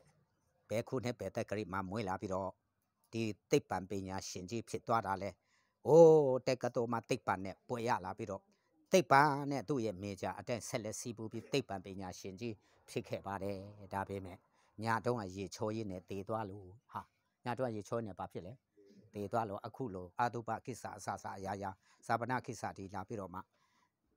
တည်ကြော်ရတော့တာဖြစ်ပါတယ်လို့15မိနစ်မဖတ်သွားဘူးလား။လောက်တရားများလူယူလာများယူလာဘုံပြီးတော့ဒီလူကတော့ဥပဒုတော့ဘယ်သူကတော့ဘယ်သူကနေမွေးဖွားလာပြီးတော့မှစီပွားရေးတက်ကတော်မှာစီပွားရေးပွင့်နဲ့မေဂျာနဲ့ရလာပြီးတော့သူ့မေဂျာအတိုင်းပဲအားလုံးစီပွားရေးစ조사ရှာဖွေတော့တန်းကျွေတထေးကြီးဖြစ်သွားပါတယ်။ဘာကြီးဖြစ်သွားပါလဲ။ဒါပေမဲ့ရေချိုးရင်လည်းညာတော့ကတည်သွားလို့ရေချိုးခန်းထဲမှာအခုလိုလာတိချိုချင်းဖြစ်ပါတယ်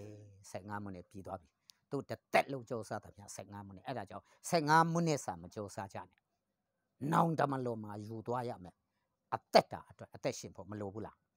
လိုတာမင်းချွေးတဲ့တီးတီးပဲလို့ပဲစ조사တကပါလုံးပဲပိုင်ဆိုင်ပါစေ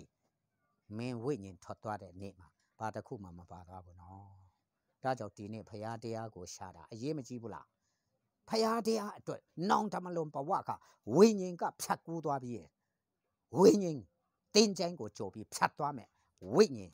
ရှေ့အသက်တာမှာဖရာနဲ့တွေ့တဲ့နေ့မှာအပြစ်ကင်းသောဘဝပြန်ရဖို့အရေးကြီးတယ်။ဘုရားရှင်နာမှာတာရွယ်ပုံကြည့်ပါစေ။ဒါဆိုရင်အခုမွေးလာတဲ့ပြန်အပြစ်ကင်းရလား။မကင်းတော့ကြောင့်ငရဲသွားဖို့မသေးချဘူးလား။ဒါဆိုကလေးလေးအပြစ်ကင်းတယ်လားမကင်းဘူးလား။မကင်းဘူးကလေးလေးမွေးလာကတည်းကအပြစ်ပါတာဘယ်သူပြောဘယ်သူမြင်ဘယ်သူဥပဒေဘယ်သူတတ်မှအဲ့ဒီဖယားပဲတရားစီမှာသူ့တရားအတိုင်းပဲတရားစီမှာငါဘာမှမလုပ်ဘူးကင်းတယ်မပြောနဲ့ငါရပါတယ်မလုပ်နဲ့ဖယားရှိမှာဥပဒေအရမလွယ်ဘူးနော်အခုဘကုကိုမှတောင်း3ယောက်မစီရ2ယောက်မစီရမပြောဘူးလား3ယောက်စီလို့တပ်ပစ်တယ်ဒါဥပဒေပဲမာရှယ်လို့ခေါ်တယ်ဖယားမာရှယ်လို့ပဲငါပြောတဲ့အတိုင်းပဲငါစီရမယ်ငါဥပဒေအတိုင်းငါစီမယ်မပြောဘူးလားအားလုံးလည်းဝိညာဉ်အပေါင်းငါပိုင်အပဝိညာဉ်ကိုငါပိုင်တကယ်တော့တားရရဲ့ဝိညာဉ်လည်းငါပိုင်တယ်ပြစ်မှားသောဝိညာဉ်အသက်သေးရမယ်ငရဲရောက်မယ်အပြစ်ရှိရင်ငရဲရောက်မယ်အပြစ်လုပ်ရင်ရဲစခန်းရောက်မယ်လုပ်တာနဲ့ရှိတာမတူယခုဘဝလုပ်တာယခုဘဝခန္ဓာနဲ့တင်ပြီးအေးပါလာတဲ့အပြစ်ကတော့အပြစ်ဝကျွေးဝိညာဉ်အထိတရားစင်ချင်းခါမှာဝိညာဉ်အပြစ်မကြွတ်လို့တော့ငရဲရောက်ပြီတာမှအဲ့ဒါကြောင့်ကုသိုလ်တပည့်ငရဲတပိတာထွက်တာအဲ့ဒါနားလေရမယ်ဘာကြောင့်ကုသိုလ်တပည့်ငရဲတပိတာထွက်တာလဲဒီလောက်လောက်တာဘာလို့ကုသိုလ်ကတပည့်လေးဘာကြောင့်လဲဒီမှာကိုကအပြစ်ရှိနေတာချီးပေနေတဲ့အတူကထမင်းခူးနေတာဦးအေကိုနော်ဦးအေကိုထမင်းကျွေးကြမယ်ထမင်းထုတ်ယူသွားတော့အဲ့ဒီထမင်းထုတ်မှာနည်းနည်းလေးပါကလေးရဲ့ချီးဝက်ဦးတောက်လို့တတုံးပဲပါမယ်အဲ့ဒီထမင်းထုတ်စားမလားလှပ်ပြစ်မှာဦးအေကိုကဘယ်သူလဲဘေးရလဲချီးထက်တာဟာဘယ်သူသွားဝေတာလေးအဲ့ဒါထမင်းဆိုင်ပဲဖြစ်မှာပေါ့ဆိုစားမလားလှပ်ပြစ်တယ်လေဘာကြောင့်လဲချီးယွန်းတယ်လေဦးအေချီးကိုပဲနဲ့ချီးပေနေတဲ့ပကံမှာတော့မစားဘူးလားဟုတ်တယ်မလားသူမိမစင်အောင်ဆေးပြီးမကျွေးဘူးလားအေးဦးအေကိုပဲနဲ့ထမင်းထုတ်မှာချီးတတုံးပါအောင်ကျွေးလိုက်တော့စားမလားလဲစားမလဲစိတ်ပြောင်းဆုံးမှာ ဒီနေ့ဖယားကပြောနေတာအပြစ်လုတ်တာကိုပြောနေတာမဟုတ်ဘူးလုတ်တာလူချင်းစီမှာဒီမှာရဲဒီတရားသူကြီးဒီမထားဘူးလားဒီဘဝကိုခံရမှာနောင်ဘဝပဲငါအချုပ်ထဲကြမယ်ပြောလို့မရဘူးဒီဘဝလုတ်တာဒီဘဝခံဒီဘဝစားပြီးငါရုပ်သေးရောနောင်ဘဝစခိုင်းလို့ရမလားအဲ့လိုတာရစတန်းဆိုရင်ဦးကိုရေနောင်ဘဝငါဆက်မယ်တိန်း100လောက်ယခုချေးပါနောင်ဘဝဆက်ပါလိမ့်မယ်ဆိုရင်ချေးချင်းတယ်လားဘယ်သူကချေးမလဲဒီလကုံတောင်တေချာနော်ဆိုလက်မှတ်ထောက်ခိုင်းတာနောင်ဘဝဆက်မယ်ဆိုတဲ့လူဆက်မလားချေးမလားဘယ်ဒါကြောင့်ဒါဆိုရင်ကလေးလေးဘာအပြစ်ရှိလဲကဲဦးကိုတက်တေပြကလေးလေးအပြစ်ရှိတယ်ဆိုတော့ဘယ်လိုသိမှာဗီဇဘယ်လိုရှိလဲဖះပြောလို့လေဟုတ်တယ်မလားဖះပြောလို့ငါနဲ့ဒါဆိုအပြစ်ရှိကြောင်းကလေးလေးဘယ်လိုသိရမလဲဟာလဲအေးဖះပြောမှသိတာမှန်တယ်လူကမသိကြဘူးလေဒီကလေးလေးကတော့အဖိုးနဲ့တူလိုက်တာအဖွားနဲ့တူလိုက်တာနဖူးကအဖိုးနဲ့တူတယ်နရွက်ကအဖွားနဲ့နှာခေါင်းလေးကဘာနဲ့တူတယ်ဆိုအပြစ်ကင်းတဲ့ကလေးလေးမွဲကင်းစကလေးလေးအကောင်းအဆိုးတောင်မသိသေးတာဘာအပြစ်ရှိမှတုံးဒီကလေးလေးလူတဲ့မပြောဘူးလားပြောတယ်လေဘာအပြစ်ရှိလို့လဲဒါကိုယ့်ရဲ့ဦးနှောက်ကိုယ့်ရဲ့မျက်စိကိုယ့်ရဲ့အတွေ့အခေါ်ကိုယ့်ရဲ့ထင်မြင်ချက်ဖះပြောတာဦးအေးကိုပြောတယ်လို့အမိပိုက်ထက်ကတော့အပြစ်ရှိတယ်မပြောဘူးလားဒါဆိုင်ပဲလို့သိရမယ်လဲဆိုရင်လွယ်လေးပါသိနိုင်ပါတယ်ကိုယ့်အမေကိုသာသွားမြင်ကြလူတိုင်းကဘာဖြစ်လဲမွဲလာကတဲ့ကတောသားအထွက်ပြေးမွဲလာတာဝဲမငိုဘူးလားရီပြေးမွဲလာတဲ့လူရှိလားမွဲကတဲ့ဟဲဆိုတဲ့လူရှိလားငိုနေတာဘာဖြစ်နေတာကိုယ့်အမေကိုသွားမြင်ကြငါမွဲတုံးကရီသလားငိုသလားငိုတာဘိုးအားကြီးငိုတာနင်ကမှနို့ကိုမစို့မချင်းကမငိုဘူးလားတောသားလို့ခေါ်တယ်ဘာသားလို့ခေါ်တယ်အပြစ်မရှိဘူးလား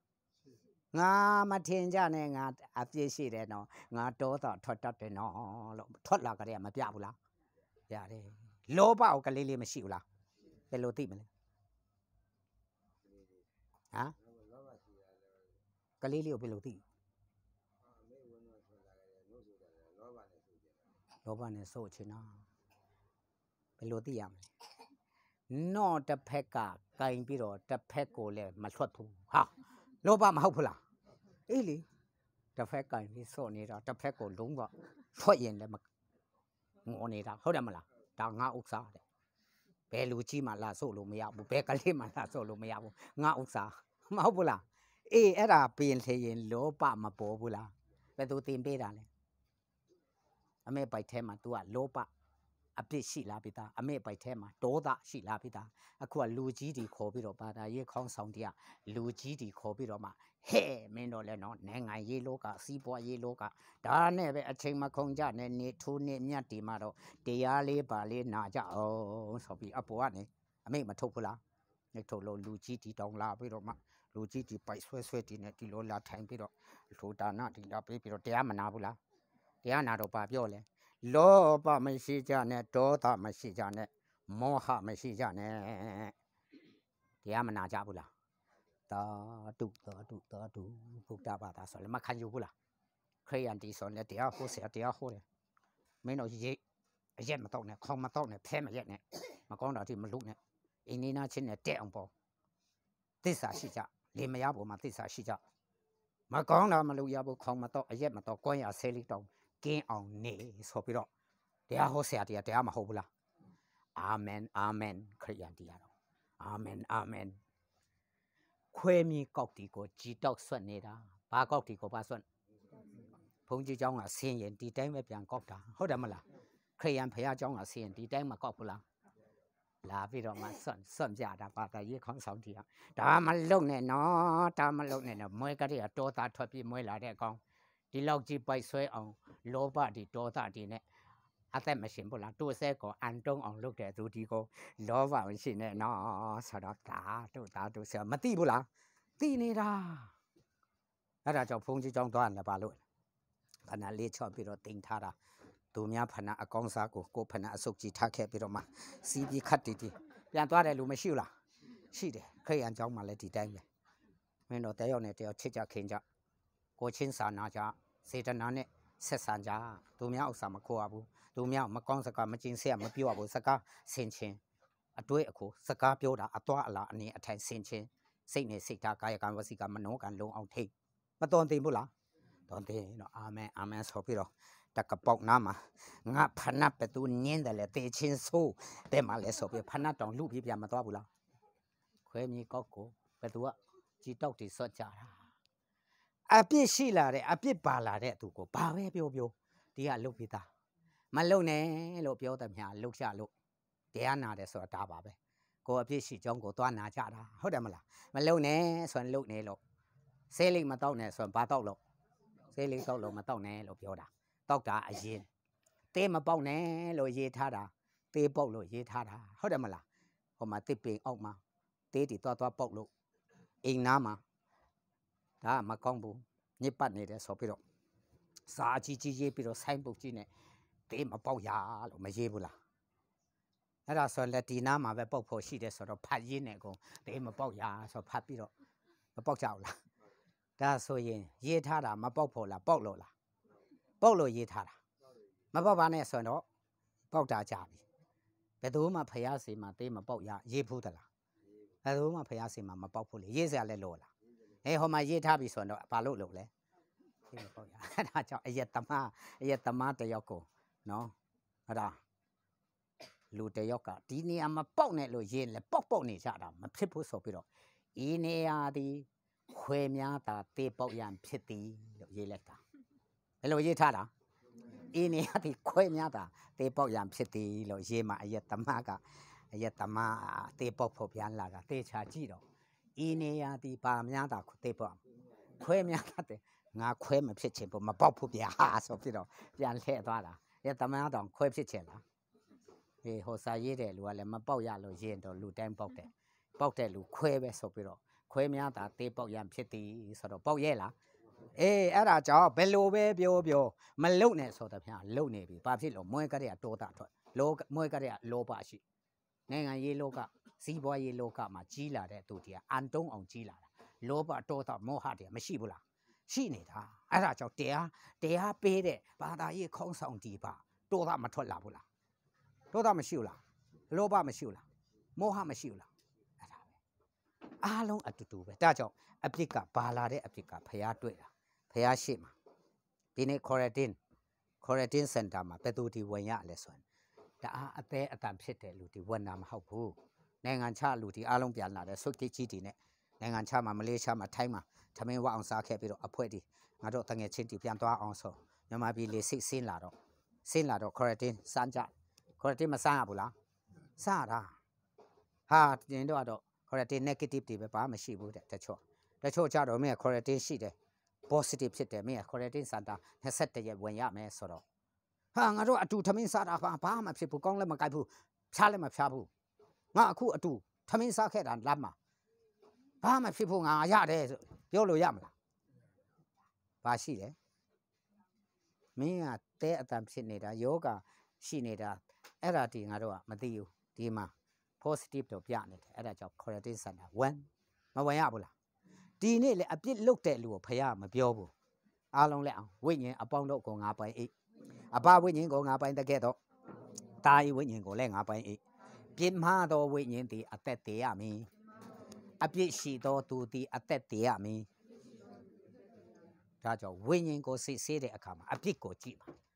အပြစ်လုတ်တဲ့ဟာနဲ့မလုတ်တဲ့ဟာနဲ့မဆိုင်ဘူးမင်းအပြစ်မကင်းရဲ့ငရဲသွားတယ်ဟာအပြစ်ကင်းရဲ့မရငရဲမသွားဘူးအပြစ်မကင်းရဲ့မကင်းတာကရှိနေတာကိုပြောတာဘာကိုပြောတာရှိတာနဲ့လုတ်တာမတူဘူးဤပေါက်တာနဲ့ဤရှိတာမတူဘူးဘာနဲ့ဘာမတူဤပေါက်တာနဲ့ဤရှိတာဘာလို့ဤပေါက်တာ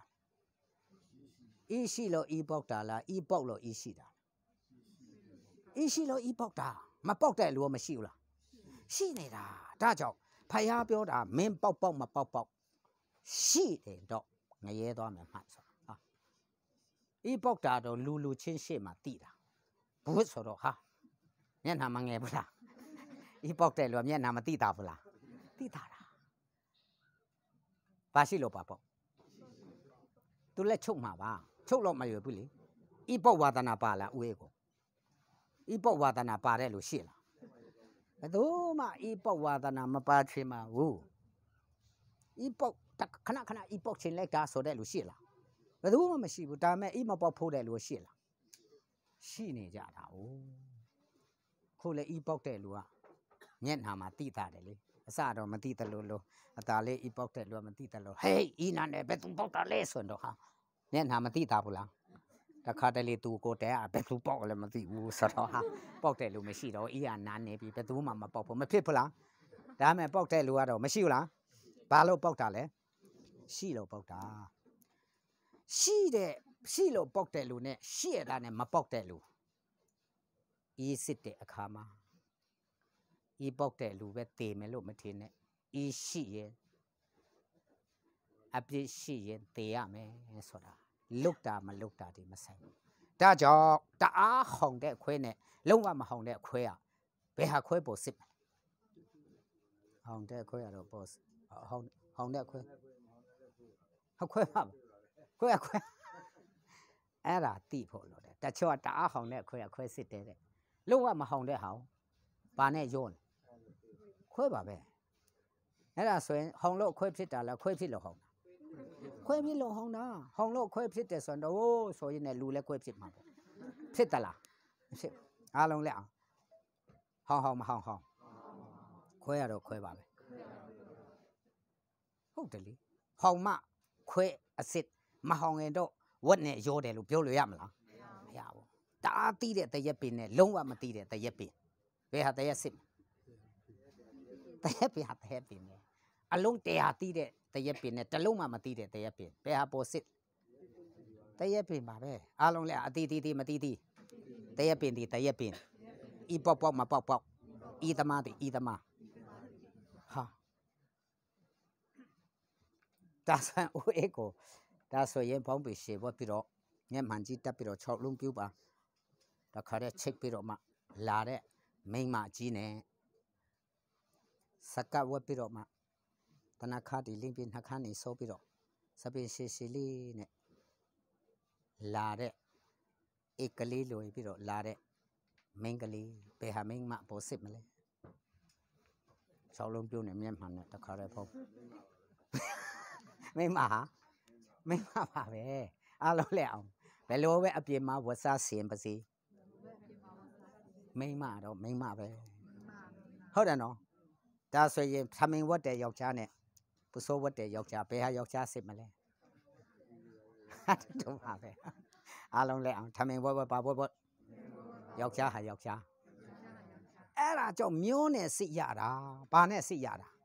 မျိုးနဲ့စစ်ရတာဒီနေ့အပြစ်မျိုးပါရင်ငရဲသွားတယ်ဖရားအားလုံးလည်းအပြစ်ရှိတော်သူတေရမင်းအပြစ်ရှိတော်ဝိညာဉ်သည်အသက်တေရမင်းအဲ့ဒါကြောင့်ပိစအပြစ်ကြောင့်လူတိုင်းဟာငရဲသွားတာကဲဒါဆိုရင်ပိစအပြစ်လုံးဝမရှိဘူးဆိုတဲ့လူလက်ထောင်အားလုံးငရဲအားလုံးလည်းကျွန်တော်တို့ဒီ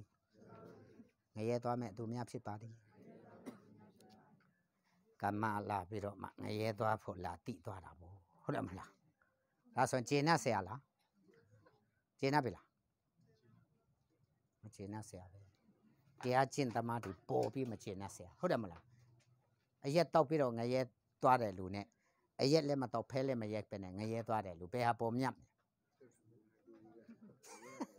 ငရဲတော့ငရဲပဲအဲ့သူပေါ်မြတ်တယ်လေအရ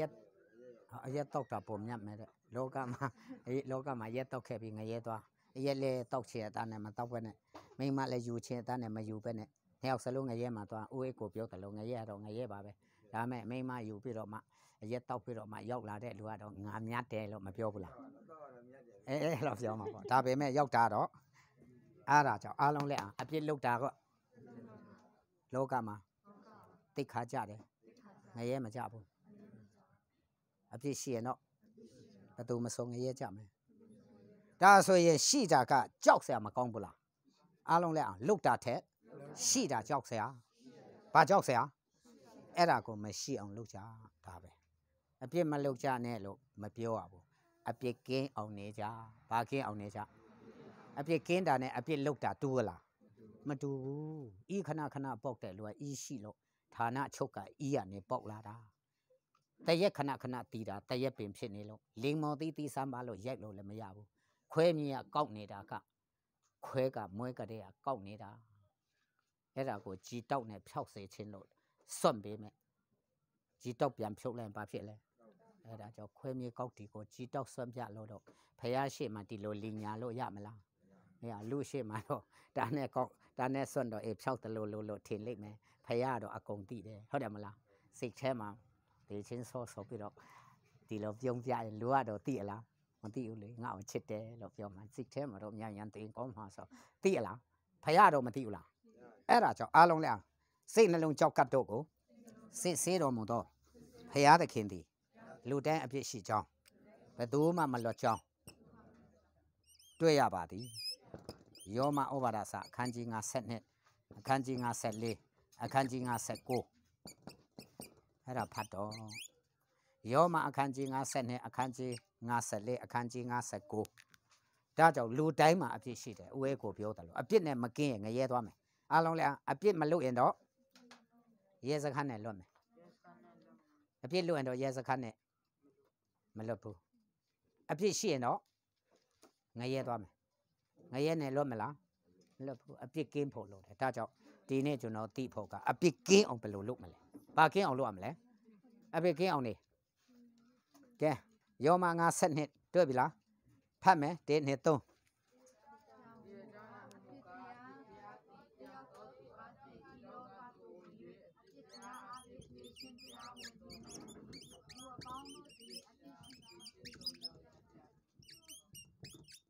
အားလုံးလည်းဤအကြောင်းအရာဟူမူကားအပြစ်တရားသည်တယောက်တော်သူအဖြစ်ဤလောကသို့ဝင်၍လူအပေါင်းတို့သည်အပြစ်ရှိသောကြောင့်တေချင်းတို့ရောက်ရကြ၏ငရဲတို့ရောက်ရကြ၏လူအပေါင်းတို့သည်ဦးအေးကိုအပါအဝင်ဆရာလင်းမနာပါမချမ်းအပြစ်ရှိသောကြောင့်တေချင်းငရဲတို့ရောက်ရကြလေတော့တည်းဒါကြောင့်တယောက်တော်သူအဖြစ်လောကမှာအပြစ်ဝင်လာတာတဲ့လူပဲနှစ်ယောက်လဲအဲ့ဒီတယောက်ပဲသူလဲအာဒံပထမဦးဆုံးသောအာဒံလူအပေါင်းကအပြစ်ရောက်လာတယ်ငခုံးမတကောင်ကြောင့်တစ်လေလုံးပုတ်သွားတယ်အငယ်14ဖတ်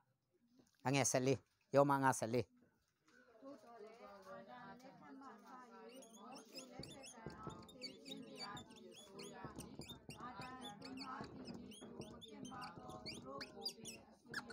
ဟာအားလုံးလဲအာတံပြစ်မှားသည့်နည်းတူမပြစ်မှားတော့သူတို့ကိုပင်အစိုးရ၏ဆိုလိုချင်တာအာတာအပြစ်မှားလိုက်တဲ့အတွက်ကြောင့်ဘာမှမပြစ်မှားတဲ့နောင်လာနောက်သားဒီပါအားလုံးအပြစ်တရားကမအုပ်ချုပ်သွားဘူးလားအုပ်ချုပ်သွားတာအဲ့ဒါကြောင့်ညင်းမနေနဲ့လူမှန်ရင်အပြစ်ရှိတယ်ဤပေါက်တဲ့လူမှန်တမျှဤရှိတယ်ဤမပေါက်တဲ့လူလည်းဤမကင်းဘူးအဲ့ဒါသိဖို့လို့ဒါဆိုရင်အပြစ်မလုပ်ရင်လည်းအပြစ်မရှိဘူးလားအားလုံးလည်းအောင်ဟောင်းမဟောင်းခွဲသည်ခွဲတီးမတီးတရက်ပင်အပြစ်လုပ်မလုပ်အပြစ်သားဟာအပြစ်သားမွဲကတဲ့အပြစ်သားအမေပိုက်ကတဲ့အပြစ်သားအဲ့ဒီအပြစ်ရှိရင်ငရဲသွားမိတာမှအားလုံးလည်းအကိုတော်ဖရာကြီးဟာရက်ဆက်လှချီလားငါတို့အပြစ်မလုပ်အောင်ကင်းအောင်နေဖို့ကြိုးစားနေတာတော့ကာယကံတာကင်းနိုင်တယ်ကာယတကံကင်းရင်လဲဝစီရကျူးလွန်လာတယ်ဝစီပါချုပ်ထားရင်လဲမနှောကပါပတ်တယ်နော်အထဲမှာရှိတာကဲလွတ်ရမလားအားလုံးလည်းအကိုတော်ဖရာကြီးဒီနေ့တင်တန်းလာတက်တာငရဲသွားဖို့တေချတယ်ဆိုတာသိရလို့ဝန်တာလိုက်တာဟောမတာဘူးလားအဲ့လေပဲသွားဖို့တေချလဲအဲ့ဒါအရင်သိရမှာတချို့မသွားချင်တာတချို့မသွားချင်လို့ငါမရှိဘူးခေါ်တဲ့တင်းဟောမှာရှိရတာနဲ့ငါနေကောင်းပါတယ်ငါနေကောင်းပါတယ်ဆိုတဲ့လူနဲ့မတူဘူးလားကဲအပြစ်ရှိတာအရင်သိအောင်အပြစ်ရှိတာမသိဘဲနဲ့ကောင်းကင်ရောက်လို့မရဘူးအပြစ်ရှိတာမသိဘဲနဲ့ဆေးရုံသွားလို့မရဘူးလူနာကျမ်းမာရေးမကောင်းဘူးဆိုတာမသိဘဲနဲ့ဆေးရုံသွားလို့မရဘူးကိုယ့်ကိုကျမ်းမာတဲ့ထင်တဲ့လူကဆေးရုံသွားလားသူကအသက်အတန်ဖြစ်တယ်လို့သိတဲ့လူကတော့မသွားဘူးလားမသွားချင်လဲထမ်းသွားတာဘာရှိနေလို့အဲ့ဒါကြောင့်အပြစ်ကိုတိဖို့လို့တာဒီနေ့မသိကြတာကိုယ့်ဟာကိုကင်းတယ်လို့သူတို့စင်းသူတို့ကောင်းရောင်ဆောင်ပြီးတော့မှကိုယ့်ဟာကိုငရဲကြဖို့လုပ်နေကြတာ ဒီနေ့ကျွန်တော်တို့အပြစ်ကင်းအောင်ဘယ်လိုလုပ်ရမလဲဆိုတာစဉ်းစားပြီးတော့အားလုံးလည်းအပြစ်ကင်းဖို့မလွယ်ပါလားကိုယ့်အကိုစ조사ကြလို့ဘယ်သူမှအပြစ်မကင်းနိုင်ဘူးကုသိုလ်ဒါနဒီအကျင့်ဓလေ့ဒီဘာသာတရားကုသိုလ်တပည့်ငရဲတပိတာဆိုတာအဲ့ဒီအပြစ်ကြောင့်အဲ့ဒီအပြစ်ရှိလို့အပြစ်ရှိတယ်လူကအပြစ်မရှိအောင်လုပ်လို့မရလို့အဲ့ဒါကိုပြောချင်းဖြစ်သည်အင်တာတွန်းထဲမှာရေတအားချောလဲဘယ်သူမှတရှင်းတယ်လို့ပြောမှာမဟုတ်ဘူးကဲအင်တာတွန်းထဲမှာရေချိုးစပ်ပြယူသွားအင်တာတွန်းအင်အချီကကိုတဝက်လောက်နေပြီးတော့အဲ့ဒီမှာရေချောရင်ဥယျချုံလာကြည့်တယ်လူကတရှင်းပြီလို့ပြောမလားပဲတွန်းထဲမှာအဲ့ဒါပဲထမင်းထဲစားလို့ဥယျချုံဟင်းလိုတယ်လို့ကြည့်ပြီးတော့မှအင်တာတွန်းထဲဝတ်သားကြော်ယူပြီးတော့ပကလာထက်စားမလားအဲ့ဒါပဲအပုတ်ကောင်တရုပ်ဆောင်တဲ့ခန္ဓာကြီးကဖယားသခင်ရှေ့မှာလုံးဝမတိုက်ရှင်းဘူးဆိုတာသိပြီးတော့ကိုတိုက်ရှင်းအောင်လုပ်နိုင်လို့ဘယ်ရမလဲကို့မျက်ခြေတော့ကိုမမြင်တာကို့အပြစ်ကတော့မကင်းဘူးလားကင်းတယ်လို့ပဲထင်နေတာငါဘာဖြစ်လို့ကိုလုတ်တာပဲကိုသိတာအင်တာတွန်းထဲမှာရေချိုးပြီးတော့ငါအခုတင်လေးပဲရေချိုးထားတာဆိုရင်လာနာမဲ့လို့ရှိလားမရှိဘူးအဲ့ဒါကြောင့်ဒီနေ့ဖယားရှေ့မှာပေါ်ဆိုးတာပေါ့ဖယားကအကုန်လုံးစိတ်နှလုံးကြောက်ကတ်တည်းကြည့်တာလူကအပေါ်ရမဲ့ကြည့်တာစိတ်နှလုံးကြောက်ကတ်တည်းစစ်ချိန်ကြည့်တဲ့ဖယားကအကုန်လုံးပါဖြစ်တယ်ဆိုတာမသိဘူးလားသိတယ်အငယ်16ဖတ်အငယ်16ဖတ်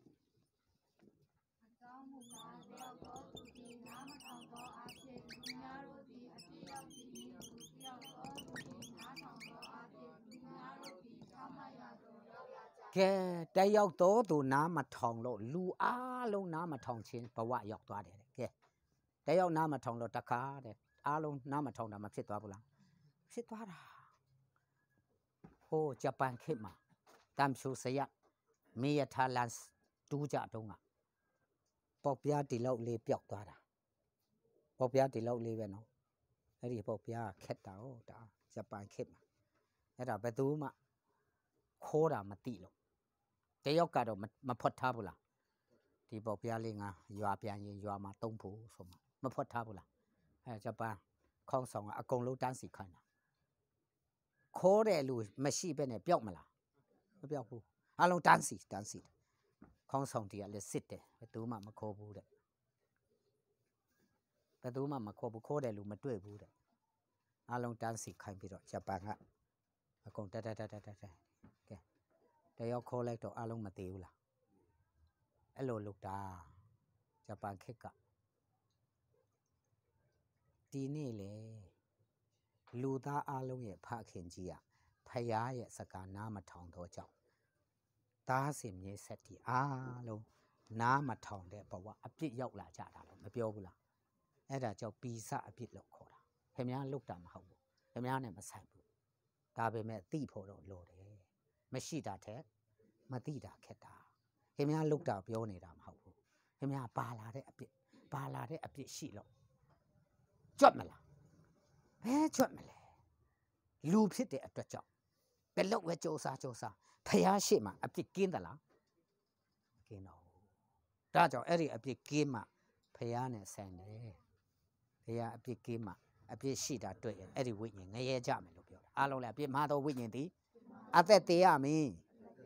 ကဲဝိညာဉ်ကင်းအောင်တာလုပ်တော့ဒီခန္ဓာမလုပ်တာမဆိုင်ဘူးဒီခန္ဓာတုစိတ်မလုပ်တာရဲစခန်းနဲ့ပဲကင်းတာပါသွားတဲ့အပြစ်ကတော့ငရဲသွားမယ်မှတ်ထားဝိညာဉ်တော့ခန္ဓာမဟုတ်ဘူးအားလုံးလည်းအကိုတော်ဖယားကြီးလုပ်ပါအောင်အဲ့ဒါမသိပဲနဲ့ဖယားကြောင်းသွားတာကြာပြီအပြစ်မလုပ်ရင်တော့ရောက်မယ်လို့ထင်တာနှစ်ချင်းခန္ဓာလဲအပြစ်ကြွတယ်လို့ထင်တာ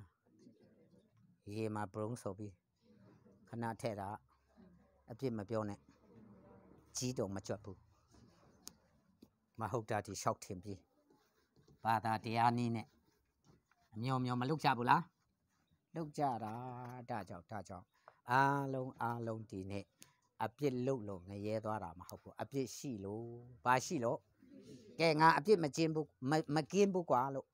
ငါအပြစ်ရှိတယ်ဆိုတဲ့လူတိုင်းလက်ထောင်အပြစ်ရှိလက်ထောင်ဟောဆရာလက်ထောင်တယ်ဗျာအပြစ်မရှိဘူးလား အပြစ်ကင်းတဲ့လူလက်ထောင်ငါတော့မထောင်ကင်းသလားတော့လက်ကုတ်တီးကြဒါပဲအဲ့ဒီပြဿနာမသိပဲနဲ့တော့လောဝမရဘူးနော်တော်တုံးကရှေ့နေနဲ့ရံဖြစ်တဲ့စီးပွားရေးသမားနဲ့မတူဘူးလားအထိုးလက်ခါသေးတယ်လေးနဲ့လည်းပြစ်ခါသေးတယ်ထောင်လက်တဲ့နှစ်လေ3နှစ်ဟုတ်ပြီအိုးဒါဆိုရင်တော့အခုကကောင်းကြီးရှိတယ်တဲ့ကောင်းကြီးရှိတယ်တဲ့နာရီခွဲမှာဘာရှိလဲအဲ့ဒါကြောင့်ခင်ဗျားတို့လည်းမောလာတော့လက်ခုတ်တီးရအောင်ကောင်းကြီးอ่ะဆရာလိမ့်နိုင်ကိုမျှော်ကြည့်ရအောင်ဘာဒီထွက်လာမလဲတော့မသိဘူးနော်အဲ့ဒါကိုအဲ့ဒီလိုထိုင်ရင်းနဲ့တောက်လို့ရလားဟောမှာထိုင်ရင်းနဲ့လာပေးမှာတဲ့ကောင်းကြီးဝင်လာလိမ့်မယ်နော်အပေါ်အပါလဲသွားလို့ရပါတယ်တောက်တဲ့အချိန်မှာနော်နားလေအဲ့ဒီကောင်းကြီးတောက်ရင်းနဲ့ဟာတကယ်ဖရားရဲ့ကောင်းကြီးမင်္ဂလာရလို့တဲ့အဲ့ဒါဆိုတော့သေချာပြီအပြစ်နှမျိုးရဲနဲ့ရဲသိပြီလား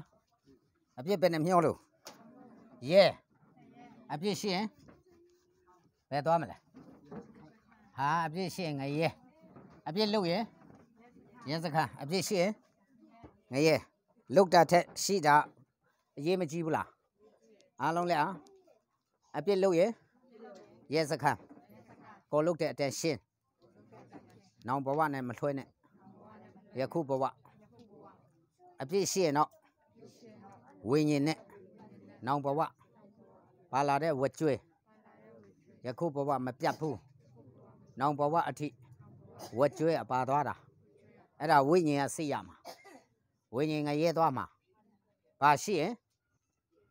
အပြစ်ရှိရင်အားလုံးလိုက်အပြစ်ရှိရင်လုံးဝငရဲသွားဖို့သိချတယ်အဲ့ဒါကြောင့်ဒီနေ့လာတာဟာအပြစ်မလုပ်ဖို့တယောက်နဲ့တယောက်ဆုံးမဆရာမလို့ဘူးကြိုက်တယ်လို့ကြတယ်လို့ရှင်းဘာမှကိုထမင်းကိုစားကြဘယ်သူမှဆုံးမဆရာမလို့ငါလုပ်ချင်တာငါလုပ်မယ်ရတယ်ကြိုက်တယ်လို့ကြတယ်လို့ရှင်းရဲစခန်းမှာရှင်းနောင်ဘဝမဟုတ်ယခုဘဝတတိထားဆရာအရေးအကြီးဆုံးတစ်ခုကတော့ဝေကိုဝေတော့ပြောတဲ့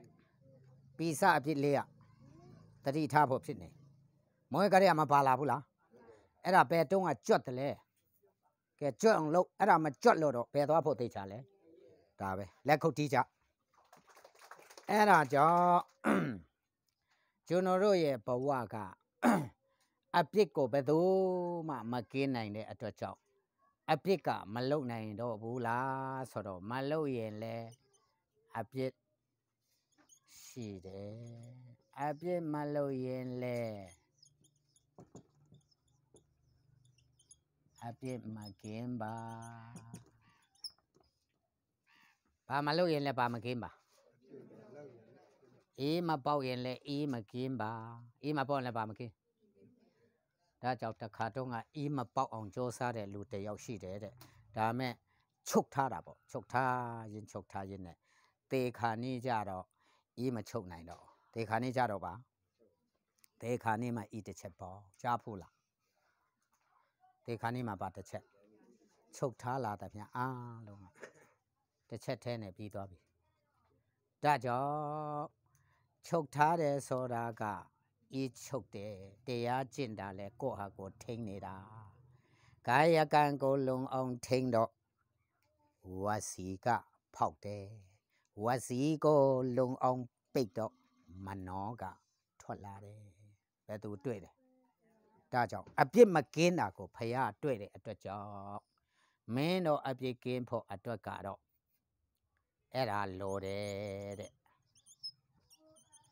ရေယမိနာဂတိကြအခန်းကြီး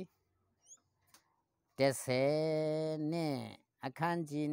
2အငယ်22ကိုဖတ်မယ်ရေယမိအနာဂတိကြအခန်းကြီး73အခန်းကြီး73အငယ်23ကိုဖတ်မယ်ရေယမိအခန်းကြီး19အပိုက်ငယ်9နဲ့10ကိုဖတ်မယ် ကဘာဦးကျန်အခန်းကြီး6အပိုက်ငယ်9ကိုဖတ်မယ်ကဲအပြစ်မလုပ်ရင်လေအပြစ်မကင်းဘူးဆိုတာမသေးမချင်းသိကြပြီတော့အပြစ်လုပ်တာနဲ့မလုပ်တာနဲ့မဆိုင်ဘူးလူဒီကမလုပ်ဖို့ပဲစ조사နေတာမလုပ်ပေမဲ့ရှိနေတဲ့ပြဿနာမဖြားဘူးဆိုပေမဲ့ကိုဗစ်လက္ခဏာရှိရင်တွား quarantine ဝင်မပြောဘူးလားငါမဖြားသေးဘူးဖြားသေးတာဒီပါတီမဆိုင်ဘူးတွား positive ရှိတယ်တွားမတွားဘူးလားအားလုံးလည်းကိုတို့ဖရားကြီးအဲ့လိုမှမသိခဲ့တာဘာသာတရားဒီနဲ့လူကြီးမိပါတော့အဖြစ်မလုပ်နဲ့လို့ပဲပြောလို့လူတွေ့အောင်မလုပ်ပဲနဲ့အသားလေးခိုးလုပ်တတ်တယ်ဒါမဲ့ကိုကတော့သိတာပေါ့ကြီးကျယ်မလုပ်ရင်တော့ရဲရလည်းမသိတော့အသားလေးပင်းရှူရင်နဲ့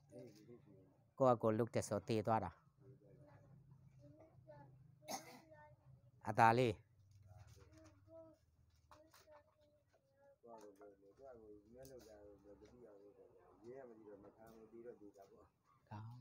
ရဲမဖမ်းပေမဲ့ငရဲဖမ်းမှာမှန်တယ်ဝေတိုနော်ဝေတိုကဲရဲမိနဲ့20နှစ်တွေ့ပြီလားဖတ်မယ်1 2 3ဝေ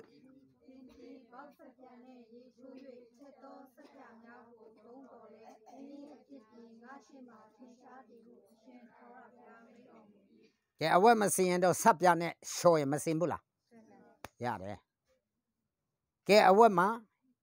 ရေနံချစ်ပေလို့တော့ဆပ်ပြနဲ့ရလားရေနံချစ်ပေဦးအေးတော့တည်ဘာနဲ့လို့ရေနံချစ်မကြွတ်နိုင်လို့ဘာနဲ့ချွတ်တက်စီနဲ့မကြွတ်ဘူးလားကြွတ်တယ်တက်စီနဲ့အပြစ်ကိုဘာနဲ့ချွတ်မလဲဘယ်တရားနဲ့ကဲဒီမှာပြောနေပြီအားလုံးလက်အောင်တင်းသည်ဦးအေးတော်သည်ပေါက်ဆပ်ပြာနဲ့ရေချိုး၍ဘာဆပ်ပြာနဲ့ရေချိုး၍ချက်သောဆပ်ပြာအများကိုသုံးတော်လဲဘာဆပ်ပြာအများချက်သောဆပ်ပြာရဲ့ပေါက်ဆပ်ပြာရဲ့အများသုံးရင်လေအားလုံးလက်အောင်ဦးအေးတော်သည်ပေါက်ဆပ်ပြာနဲ့ရေချိုး၍ချက်သောဆပ်ပြာအများကိုသုံးတော်လဲငါရှိမှာဦးအေးတော်၏အပြစ်သည်ထင်ရှားသည်ဟုတ်ထာဝရဘုရားမိတ်တော်မူ၏ဘယ်သူရှိမှာဘုရားရှိမှာအပြစ်ကထင်ရှားနေတယ်တဲ့ပေါက်ဆပ်ပြာနဲ့ရေချိုးဆိုတာတောမှာရှိတဲ့ဆပ်ပြာရိုင်းတွေကိုပြောတာဘယ်မှာရှိတဲ့ဆပ်ပြာတောမှာရှိတဲ့ဆပ်ပြာရိုင်းတွေဆပ်ပြာတီးတွေမရှိဘူးလားအဲ့ဒါရှဲလူကြီးတီခူးပြီးတော့မှတခါတည်းစောင်းတီရောပါရောအကုန်လုံးရက်ပြီးတော့ချောင်းမှာမစိုးဘူးလားအကုန်လုံးစင်တာဒါခါတည်းထုတ်ထားအပင်တီတခါတည်းအခွန်တီညာပြီးတော့ကောင်းချော်ကြီးတီအခုလို့ပိုးသေးတာမဟုတ်ဘူးအဲ့ဒီထုတ်ထားနဲ့ကောင်းကိုချော်အကုန်လုံးမပြောင်းဘူးလားအဲ့ဒါတီကိုပေါက်ဆပ်ပြာလို့ခေါ်တယ်တဘာဝပေါက်တဲ့ဆပ်ပြာတီကိုအားလုံးလည်းအောင်တင်းသည်ပေါက်ဆပ်ပြာနဲ့ရေချိုး၍ချက်သောဆပ်ပြာအများကိုသုံးတော်လဲသင်၏အပြစ်သည်ငါရှေ့မှထင်ရှားသည်ဟုတ်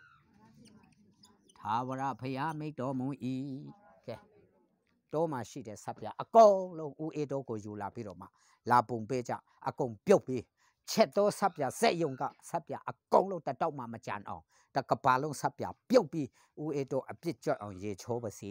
တဲ့ငါထာဝရဘုရားရှိမှအထင်သာထင်ရှားနေတယ်ကြွတ်တလားအားလုံးလည်းကိုတို့ဘုရားရေတော်ပြီတောမှာရှိတဲ့ဆပ်ပြာစက်ယုံမှာချက်တဲ့ဆပ်ပြာတတောက်မကြံအကုန်ပြုတ်အပြစ်ကြွအောင်ရေချိုးလေကိုတို့ဖះကအထင်သာတွေ့တယ်ဆိုတော့ဘာမှလုပ်လို့မရတော့ပါကဲရမလားဒါဆိုပယ်ရောက်ယုံပဲကြံဒါပဲအဲ့ဒါသိဖို့တင်တန်းပေးနေတာအဲ့ဒါမှသိလို့ငရဲကြတာထက်သိရတာနဲ့ငရဲကြတာမကောင်းဘူးလားသိပြီးငရဲကြခြင်းတလားမသိပဲငရဲကြခြင်းလား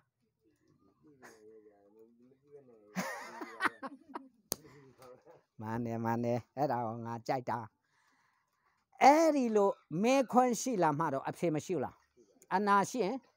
say she there, Matidua, Jodo being a year jar. Tidua, pose up being a year lotta. Macongula. Tibi malochimbula. Tabe. Dajo Payago Danga Paya Ubri book my Yemin has sent him. Tin the box up yan ye cho your cheto sapia, a young tongue, a congo tongue in there. Nashima, me a bit, machopu. Jotala. That's on Payabio, the Mambula. The two Amye. The two Tama. The two Ubri. A bit Jotala. Low up a chot. Okay. That's on down there look. The Jan Chapianchi. Yemi Sato, a bang has sent it though. Hame.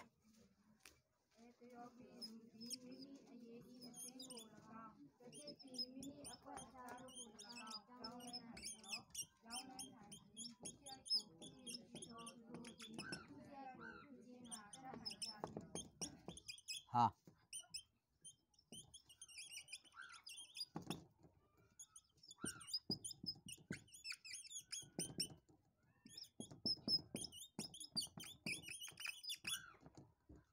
Along there, air the yobi ludi. Mimi a year a single lagong. Jatiti. Mimi a quat a jago lagong. Pyong le name the law. Paya me quantonita. Air the yobi lu soda. Capali lumio. Ethiopian lumio. Lume amio. Pame amio. Around many de paya. U egg to ye. Lumega. Capali lumega. A tap shoe on 2 hard to look name the law. Lâu này là ue mẹ ý là u lại ye chặt tích cả mỗi cái đấy à quật à giá đi nè ấy đi chặt tích cả tu à quật à giá đi biang ông tu hà tu lâu này mà là lâu này lại không đi bây giờ ba à long lẹ ue đó nè ue lại đó cam mạ cô sa lên hay u tìm ra thì ở đây lú mé cả lên lú sụp sẽ ông mà lúc này chặt tích cả lên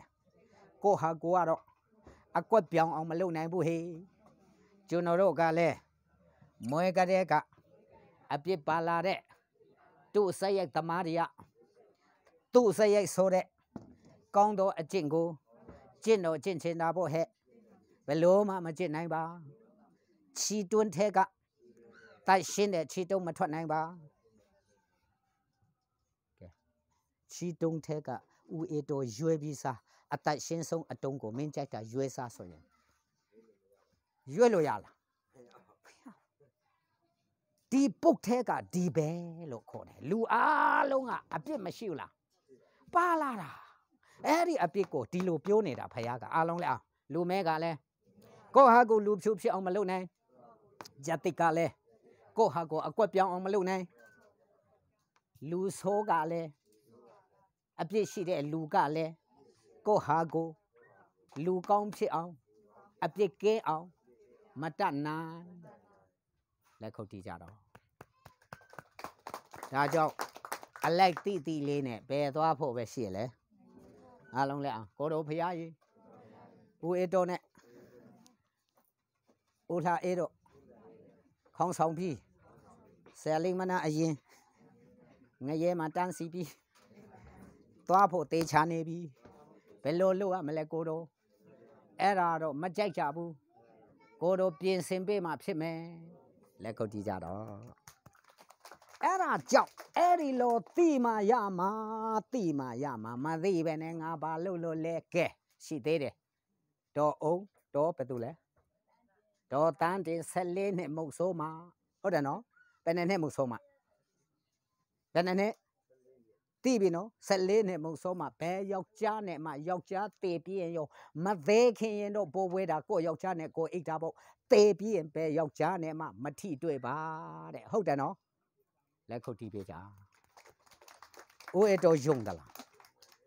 ယုံပါတယ်သူကတော့ပေးပါဝင်ချစ်တီယုံလားဒေါ်တန်းတင်ပဲယောက်ျားနဲ့အရက်တွဲပြီးတောက်ပြီးမူးနဲ့လမ်းလျှောက်တာမြင်ဖို့လည်းပေးပါဝင်ချစ်သူကိုတိုင်ကလည်းအာမခံတယ် သူကိုတိုင်ကလည်းဖယားရှိလူရှိ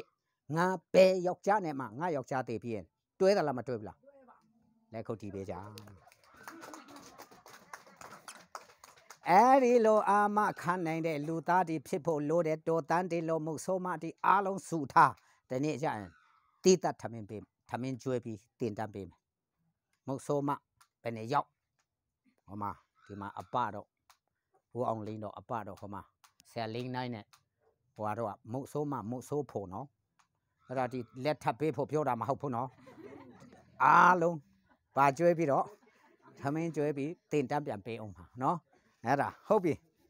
ဒါဆိုရင်ကျွန်တော်တို့ကကြိုက်တယ်ဘယ်မှုဆိုမှ14နှစ်ဘယ်ယောက်ျားပြုံးပြပြီးအမျိုးမျိုးသွဲဆောင်ရလဲလိုက်သလားလုံးဝမလိုက်ဘူးအေးသားသမီးတီမျက်နှာရှိသေးတယ်သားသမီးတီမျက်နှာရှိသေးတယ်ဟုတ်တယ်မလားဘယ်သားသမီးဟောမှာငုတ်တုတ်ထိုင်တော့မှုဆိုမှကြည့်တကောက်နဲ့သူများ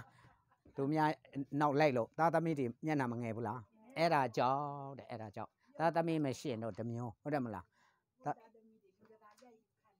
လက်ခုတ်တီးကြကဲကပါဦးချမ်း6 5ဖယားလူတယောအဲ့လိုမြင်တဲ့အတွက်ကြောင့်အဲ့လိုပြောနေတာကဲအဲ့ဒါကြောင့်ရေတကပါလို့ရေထွန်းမိုးခဲ့တယ်ဒီအပြစ်ကြောင့်တကပါလို့ရေထွန်းမိုးခဲ့တယ်ကဲကပါဦးချမ်း6အပိုက်ငယ်5ဖယားဥပဒေပုဒ်မဖတ်ကြည့်ကပါဦးချမ်းအခန်းကြီး6အပိုက်ငယ်5တွေ့ပြီလားဦးအေတိုတေချာနာထောင်တာဥထအေတော့နော်အဲ့ဒါကြားဖို့ပဲလိုတာအခုကဒီဘဝတည်းစာအကျမ်းကန်တီဖတ်ဖို့ပိဋကတ်3 ပုံအကုန်လုံးအလွတ်ကျက်လို့ရမလားဖယ်ရမလဲမျက်စိမရတော့ဘူးအဲ့ဒါကြောင့်ဒါဒီရအရွယ်ဖျားရှာဆိုတာဟုတ်တယ်လို့နဲ့မလွယ်ဘူးမျက်စိအမှုန်နေပြီနားပြီးနေပြီခွေဒီနာထောင်စောနာပြီးပြီကျမ်းကန်တီဖတ်မျက်စိမှုန်ပြီဟာတော်ထွက်ပြီးတရားကြီးအမလေး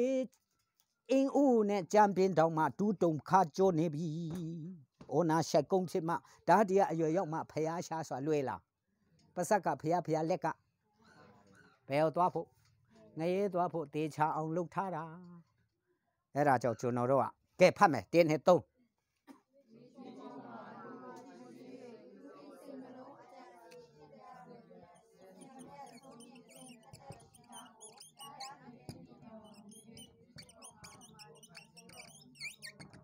ဟာဖယားတောင်တရတယ်တဲ့အားလုံးလဲအောင်မြင်ကြီးပေါ်မှာ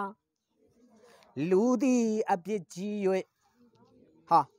မြင်ကြီးပေါ်မှာဆိုမြင်တစ်ပြင်းလုံးကိုပြောတာလူကအပြစ်ကြီးသလားငယ်သလားကြီး၍တဲ့သူအိတ်စိတ်နှလုံးအကြံအစီဟာသူရဲ့စိတ်နှလုံးပါလဲအကြံအစီတဝတ္တိတိဟုတ်လားအကြံအစီရှိသမျှလားတဝက်လားဟာရှိသမျှတဲ့ဟေးဦးအေတိုရေအားလုံးလည်းအမြဲကြီးပေါ်မှာဦးအေတိုဒီအပြစ်ကြီး၍သူအိတ်စိတ်နှလုံးအကြံအစီရှိသမျှတို့သည်ဦးလှအေးနဲ့အတူအကြံအစီရှိသမျှတို့သည်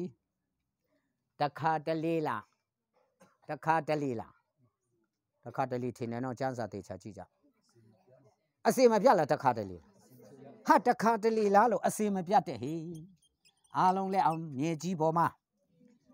ဦးအေတိုနဲ့ဦးလှအေးအပါအဝင်ဆရာလိမ္မနာအားလုံးမကြ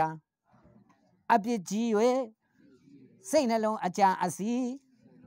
ရှိသမျှတော့သည်အစင်မပြတ်ဟာ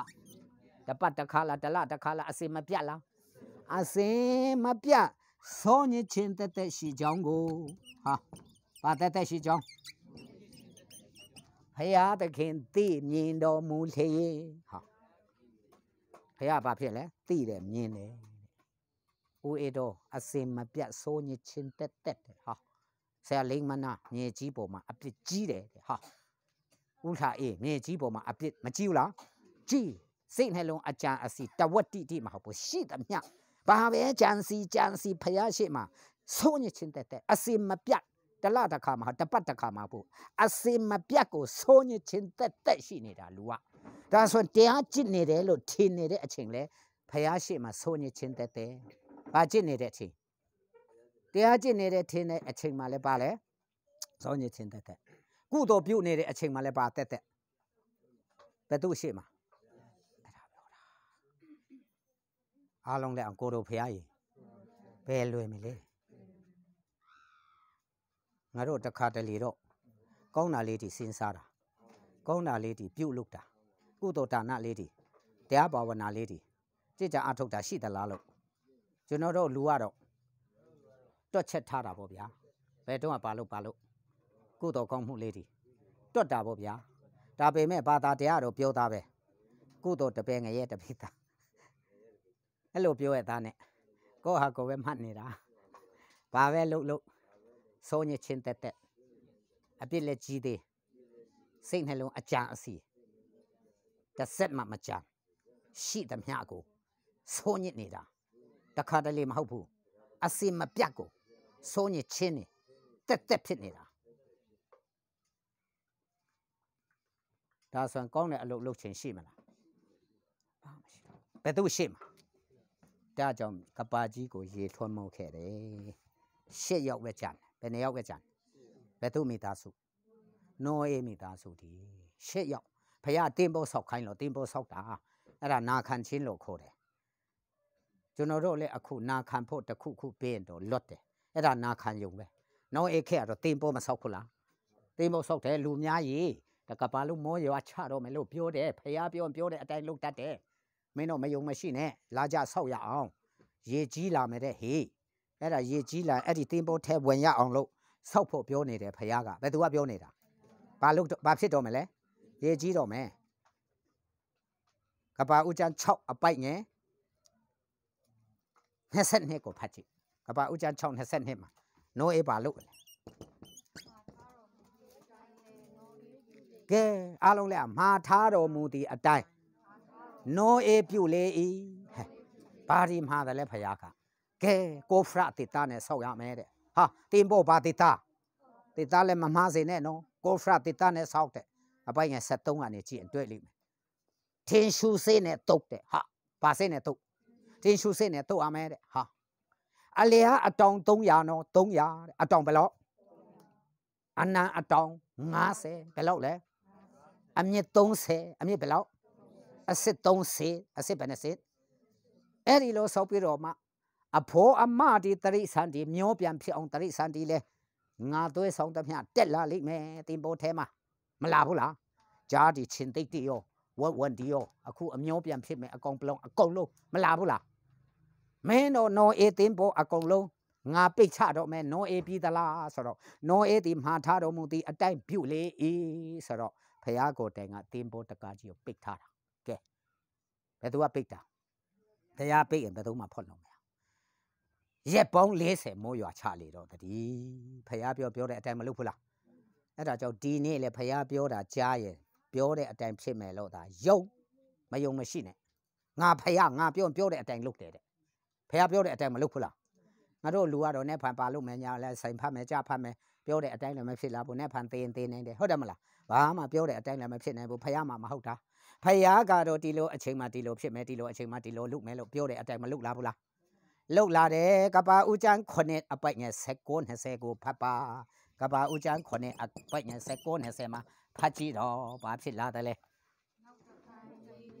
ကြီးပေါ်မှာအလွန်အားကြီးသဖြင့်မိုးကောင်းကင်အောက်၌ရှိသမျှသောတောင်ကြီးအပေါင်းတို့သည်မြုပ်ကြ၏ရေမြုပ်သောတောင်တို့အထက်၌လွင့်သက်သောရေသည်15တောင်ရှိသည်ဟာကဘာဘိုးမှာမောကောင်းကင်အောက်မှာရှိသမျှတောင်ကြီးဒီအားလုံးဒီမြုပ်ကြကုန်လေတော့တည်းတဲ့ကဲရေမထွတ်မဟုတ်ဘူးလားတောင်ကြီးအားလုံးပါဖြစ်လေမြုပ်တယ်နောက်တစ်ဖန်တောင်ကြီးဒီမြုပ်ပြီးမှလွှမ်းတက်သောရေသည်တဲ့တောင်ကြီးဒီမြုပ်ပြီးမှဆက်ပြစ်တက်လာတဲ့ရေက15တောင်ရှိတည်းတဲ့ဘယ်နဲ့တောင်ရှိလဲဘယ်သူတိုင်းတယ်လဲအဲ့ဒီဟာဖះကိုတိုင်းတာသွားပြီးတော့မှဒီပေကြီးနဲ့ပေတန်ကြီးနဲ့သွားတိုင်းเสียလို့သလားဖះရှိတဲ့နေရာနေ15တောင်ပြောတဲ့အတိုင်းမဖြစ်ဘူးလားဦးအေးတော့ရဲ့စပင်ပဲနဲ့ချောင်းရှိတယ်ဆိုတာလာပြီးရေเสียမလို့ဘူးဖះ freak ဦးအေးတော့ရဲ့စပင်ပဲနဲ့ချောင်းရှိလဲကိုတော့ freak မပြေဘူးလားဦးအေးတော့ကိုဟာကိုရေကြည့်ကမ္မအားလုံးလို့အခခေါ်ပြီးရေကြည့်ရမလားမရဘူးအဲ့ဒီလို့ဖះတော့ freak မပြေဘူးလား ဥလာအေဖရစ်မပြူလားဥအေလာဥလာအေနော်ပြီးဆာလင်းမနာဖရစ်မပြူလားဒီမှာတင်တန်းသူတင်တန်းသားအားလုံးရဲ့အမွှဲစုပေါင်းဘယ်လောက်ရှိလဲဖရစ်ကဲမပြောနိုင်ဘူးလားဖះပြောနိုင်တယ်ကဲတကဘာလုံးကဲဟာတကဘာလုံးရဲ့အမွှဲစုပေါင်းကိုတို့ရေပြောပြပါဟာနေအောင်ခဏဆောက်အောင်နော်ရေအောင်မယ်ပြောမလား free စဉ်းစားစရာတောင်းမလို့အဲ့ဒါကြောင့်တပ်ပညုတညံတော်ရှင်ဘာမဆိုဖះရှိမှမဖြစ်နိုင်တာဘာတစ်ခုမှမရှိအားလုံးလက်ကိုတို့ဖះကြီးကိုတို့ဟာဖះမှန်ပါတယ်ကြီးမြတ်ပါတယ်ကောင်းကင်ကျက်တုံးကအဖို့မရှိမြေကြီးခင်းတုံးကကိုတို့တပါးကြီးအရာခတ်သိန်းကိုတို့ဖန်ဆင်းတာပြောเสียရှိသေးလို့လားကိုတို့အကျွတ်မဲ့ယုံကြည်ပါတယ်15တောင်မြေပြီးတော့မှမောရွာချလေတော့တင်ပေါ်ထဲမှာနောအေးမိသားစု8ယောက်ပဲလွတ်တာဘယ်နှယောက်ပဲလွတ်တာအဲ့ဒီ8ယောက်ကနေအမျောအခုလိုပြန်ဖြစ်ကြတာကဲနောအေးတာဖះစကားနားမထောင်ခဲ့ပြုတ်ပြီလူမျိုးပြုတ်ပြီတရိษံတီအကုန်ပြုတ်ပြီဒီနေ့အထိနွားတီကျွဲတီဝက်တီစိတ်တီအကုန်လုံးညက်တီကုန်းတော်ဝါရေတော်ဝါလေတော်ဝါအားလုံးဖះကကျွန်တော်တို့ပြန်စားဖို့မချမ်းဘူးလားဖះစကားနားထောင်တဲ့လူရှိမှဖះကကောင်းကြီးတီလည်းခြံထားတတ်တယ်နားမထောင်ရင်ကောင်းကြီးတီအကုန်မပြုံးဘူးလားပြုံးမယ်နော်အားလုံးလည်းကိုတို့ဖះကြီးခေတ်ကာလဆက်ဆက်ကကိုတို့စကားနားထောင်တဲ့သူကိုတို့ရွေးချယ်တဲ့ပုဂ္ဂိုလ်ဒီရှိခဲ့လို့တော်သေးတယ်ဒီနေ့လေကမ္မအတွက်ဦးအေတိုးနဲ့ဥထိုင်ဖះရွေးချယ်တယ်ပကုတ်ကူအတွက်တစ်ခုပြီးတစ်ခုများလာပြီတကပါလုံးအတွက်မရှိဘူးလားရှိတယ်ဖះစကားနားထောင်တဲ့လူဒီမိသားစုအတွက်လည်းကောင်းကြီးဖြစ်တယ်နော်အဲ့ဒါကြောင့်လာတာမှားသလားဒါပေမဲ့ခက်တာကတော့အားလုံးကတော့အပြစ်မရှိဘူးလားနောအေးမိသားစုကနေပြန်လာပြီးတော့ပါလုတ်ကြလဲအပြစ်ကင်းမလားတင်ပေါ်ထဲဝင်ယုံနဲ့အပြစ်ကင်းမလားစကားနားထောင်လို့လွတ်တာသူတို့ဒီလေတက်တက်ကြီးနဲ့ဖះကနောက်မှမြဲမှထားအောင်မင်းတို့အားလုံးတရိษံတီလည်းပြန်ထွက်လိုက်ရေခန်းကုန်ပြီဒါပေမဲ့အာရရတောင်ပေါ်မှာတင်ပေါ်ကြီးအကြံရစ်တယ်ဘဲတောင်ပေါ်မှာအာရရတောင်ပေါ်မှာအတိအကျမှတ်ထားတယ်ကဘာဥကြအခန်းကြီး8ကဘာဥကြ8အပိုက်ငယ်4မှာကြည့်အဲ့ဒါသိပ္ပံပညာရှင်တွေတွားတူပြီးတွားတွေ့ပြီးတင်ပေါ်ရုပ်ကျွန်းကြီးရှိပြီမတွေ့ဘူးလားမယုံမရှိနဲ့ရှေးဘဝေဒနီကဖြစ်ပျက်တဲ့အရာဖះမပြောဘူးလားမှတ်တမ်းတင်တာသိပ္ပံပညာရှင်တွားတွေ့လို့နော်ကွန်ပျူတာမှာတေချာကြည့် YouTube မှာ no as ak ဆိုပြီးတော့ရေးထားရှာလိုက်ရင် no 18ပေါ်ကြီးရုပ်ကျွန်းကြီးမပေါ်လာဘူးလားပြန်တွေ့ကြပြီးတေချာလုပ်ထားတာအလျာအတောင်300အနံအတောင်50အမြင့်30အစစ်30ကိုဖရတိတာနဲ့ဆိုဒါမဲ့ရုပ်ကျွန်းကြီးပေါ့အကောင်းကြီးတော့ရှိသေးလားပဲရှိမလဲရုပ်ကျွန်းကြီးတင်ပေါ်ပုံစံအားလုံးပြန်တွေ့ပြီးတော့ကပောက်ကြောင်ညာခဲ့ကြပြီပြတိုက်မှာထားခဲ့ပြီဒါကြောင့်ဒီနေ့ဖះပြောတဲ့မြတ်ဟာအားလုံးကွက်တီလက်အလေးမရှိဘူးလို့မပြောဘူးလားတွားကြည့်တော့မရှိဘူးတွေ့တာတွားကြည့်စရာမလိုဘူးဒီမှာထိုင်ပြီးတော့ဦးအေးတော့ကဖះပြောတာပဲတွားကြည့်စရာမလိုဘူးအလေးမရှိဘူးပေါ့ဆိုတော့မမှန်ဘူးလားဒါကြောင့်တွားကြည့်တဲ့လူနဲ့ဒီမှာရှိပြီးဖះနှုတ်ကပတ်တော်ပြောတဲ့လူကဘယ်သူသားလဲဒီမှာရှိပြီးဖះနှုတ်ကပတ်တော်တည်တဲ့လူကပြီးသွားပြီပင်ပန်းအောင်မယ်ငွေကုန်ကြေးကြလူပါသေးအချိန်ကုန်ပန်တာကုန်အစွမ်းကုန်လေရင်ပြမဟုတ်ဘူးဟိုးကြော်တုလာကပါမှာသွားရတာလွဲသလားအားလုံးလက်အောင်ဘယ်မှာပဲသွားကိုတော့ဥပဒေသိရအကုန်လုံးသိတယ်အဲ့ဒါမသိရင်တော့ကိုစားနေတဲ့ကြက်ဥနဲ့ကြက်မတော့ဘယ်ဟာရင်ရှိမှမသိကိုဟာကိုဖြစ်လာတာတော့ဝေလာဝဲညောစိနဲ့အပင်စိုက်ပြောရုံသွားတော့ညောစိအရင်ရှိတယ်လို့ပြောတယ်ဒီမှာကြည့်ရင်တော့အပင်ကညောစိပါလာတာဘယ်သူမှမသိတာဒီမှာပဲရှိတယ်မရှိဘူးလားအဲ့ဒါကြောင့်ဒီဟာကတိကြတယ်တိသေးချတယ်ကဲကပ္ပဥကျ8အငယ်4ကိုဖတ်ကြည့်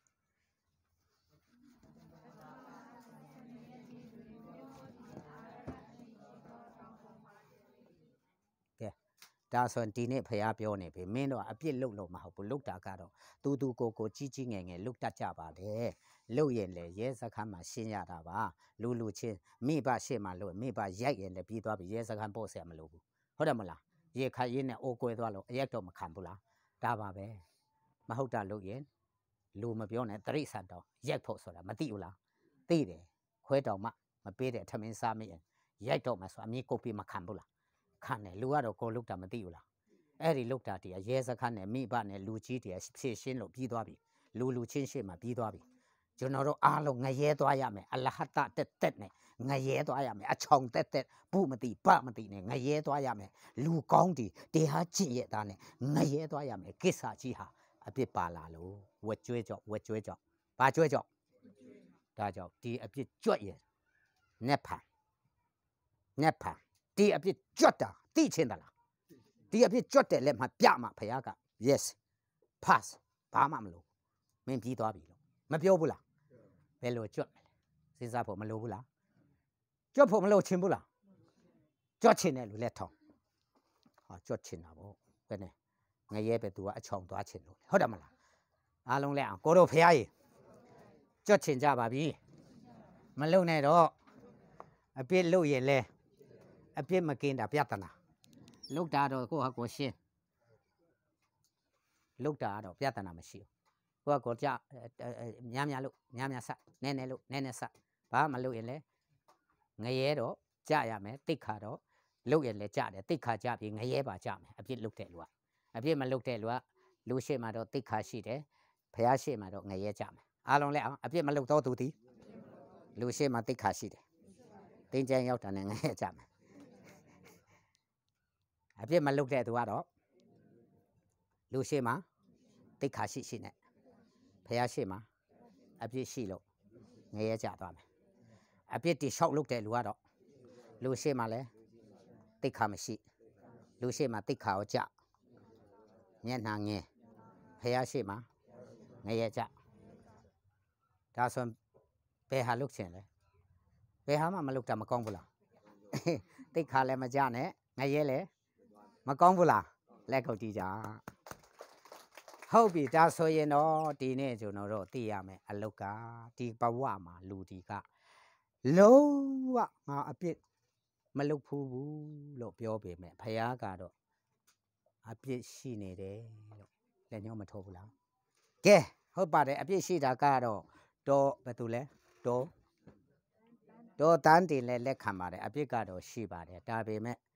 လူရှိဖះရှိငါကျင်ရဲတယ်ဘယ်ယောက်ျားနဲ့မှငါအမျိုးသားတေပြည့်မအိပ်ဖို့ပြပြောရဲလားလက်ခုပ်တီးပေးကြ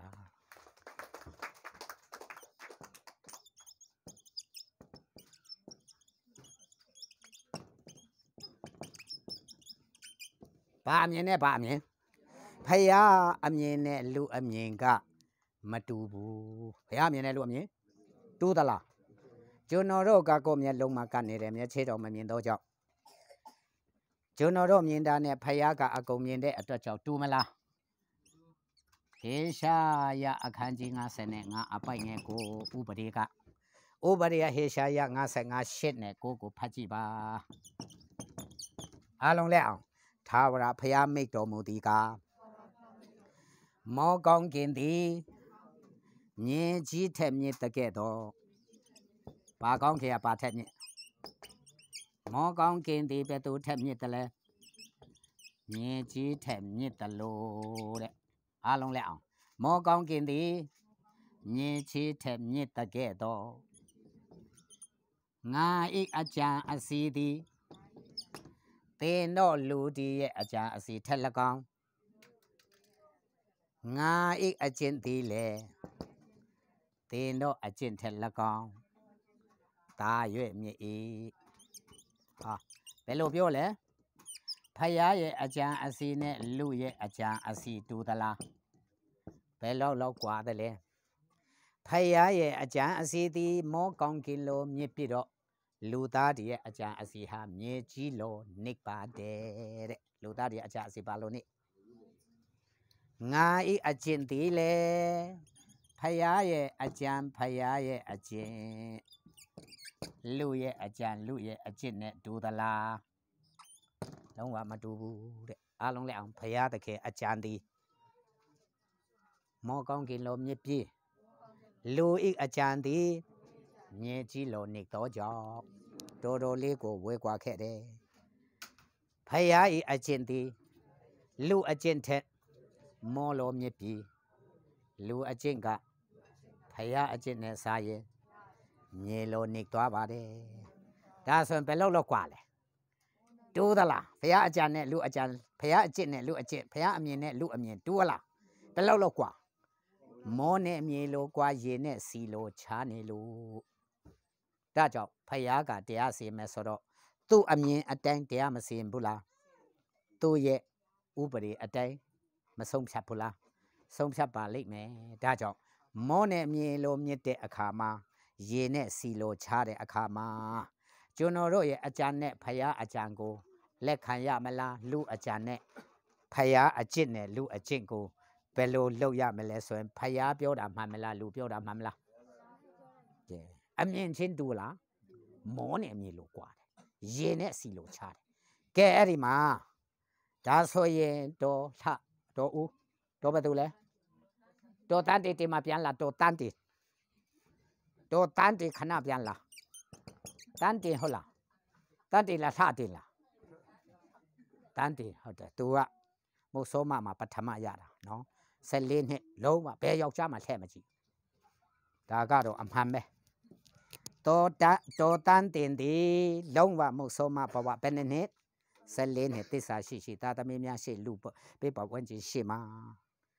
လုံးဝပဲယောက်ျားနဲ့မှမပြင်းမှားဘူးအရင်ကအပျော်တုံးကတော့ပြောလို့မယ်အပျော်တုံးအောင်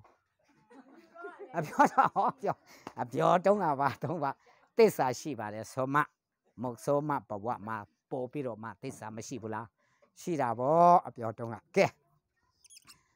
ယုံသလားဦးလှဦးတင်ဦးအေးတင်ယုံသလားယုံပါတယ်သစ္စာရှိတယ်မုတ်ဆိုးမဦးလှအေးယုံလားယုံပါတယ်ဒီမှာရှိတဲ့လူကြည့်ဒီအားလုံးယုံကလားယုံတယ်အမှန်ပဲဒါပေမဲ့ဖယားအမြင်နဲ့လူအမြင်ကတော့ဘယ်လိုဖြစ်သွားလဲတူလားမတူဘူးတဲ့လူအကြံနဲ့ဖယားအကြံလူအမြင်နဲ့ဖယားအမြင်လူတတ်မှတ်ချက်နဲ့ဖယားတတ်မှတ်ချက်ဘယ်လောက်กว่าလဲဦးအေးတီမိုးနေမြေလို့กว่าတယ်တဲ့ဟာတော်တန်းတရားတော့လူရှိဖယားရှိငါပြောရတယ်တဲ့လုံးပါဟုတ်တယ်လေဒီမှာဒါဆိုရင်ဖယားဥပဒေကိုကျွန်တော်တို့ကြည့်မယ်ဘယ်သူဥပဒေကြည့်မယ်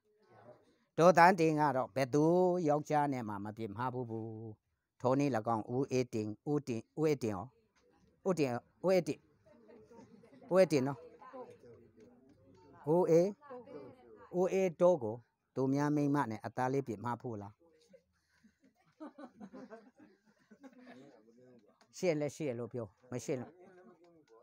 မကင်းဘူးဗောအေးဗောလှလဲလှတယ်ဆိုတော့သူကနော်ကမ္မမှာလဲသူကနာမည်ကြီးရော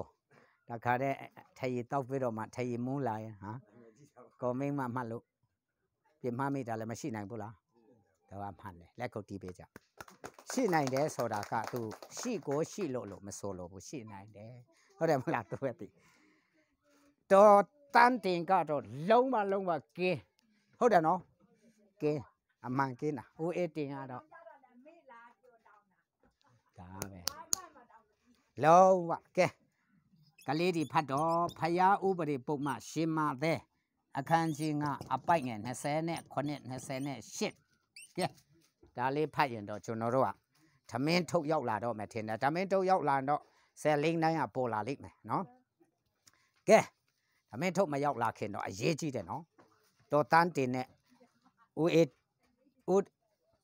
တင်ဦးအေးတော့နဲ့တော်တန်းတင်တော့အိုက်ပြိုင်အဆိုင်ဒီနေ့ဘယ်သူအရင်ရောက်မလဲဆိုတာတော်တန်းတင်ကငါလူရှိသူရှိကင်းတယ်ဘယ်ယောက်ျားနဲ့မှဦးအေးတော့ကတော့ရှိနိုင်ပါတယ်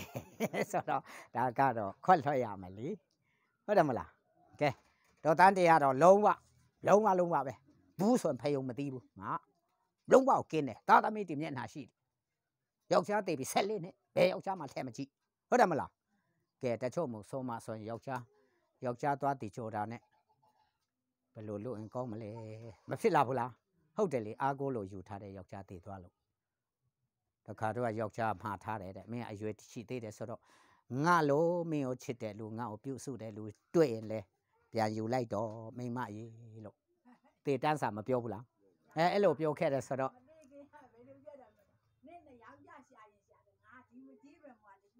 ဟ ဟာမကြည့်ဟုတ်လားမကြည့်ပင်ဘဝနေကြည့်မယ်အတူတူပြန်ဆင်းလာခဲ့ပေါ့ဟာဟုတ်တယ်လားအဲ့ဒါမကြည့်ပင်ပေါ်မှာမနေနဲ့တော့ဆင်းလာတော့ယောက်ျားရေဆိုပြီးခေါ်ဖို့ဖြစ်တယ်တက်အခုကတော့တက်ခါတုံးကတော့အဲ့လိုပြောတယ်တဲ့ယောက်ျားတေတော့မယ်ဆိုတော့ခွတ်မပြုတ်ဘူးလားအချီအနှောင်ကင်းတယ်မင်းငါလို့ချစ်တဲ့ခင်တဲ့လူရှင်တွေ့တယ်လူပြန်ယူလိုက်တော့တာပေမဲ့ငါတင်းချိုင်းမှာတော့မြက်ပင်လေးပေါက်ပါစေအောင်ဘာပင်လေးပေါက်ပါစေအောင်ချက်ချင်းတော့မယူနဲ့ပေါ့ဗျာအဲ့ဒါနဲ့မိမဖြစ်သွားလဲမဝမ်းသာဘူးလားဟုတ်လားယောက်ျားတီကြော်တာနဲ့မြက်မြန်ပေါက်ဖို့ရေနဲ့မှန်သွားလောင်းခဲ့တဲ့အဲ့ဒါမျိုးတော့မကြားဘူးလားကြားဘူးတာပေါ့ဟုတ်ပြီဒါဆိုရင်မတဲ90ခွတွေ့ပြီလားကဲဖတ်မယ်ကလေးဒီဖတ်တော့တော်တန်းတင်ကြဖို့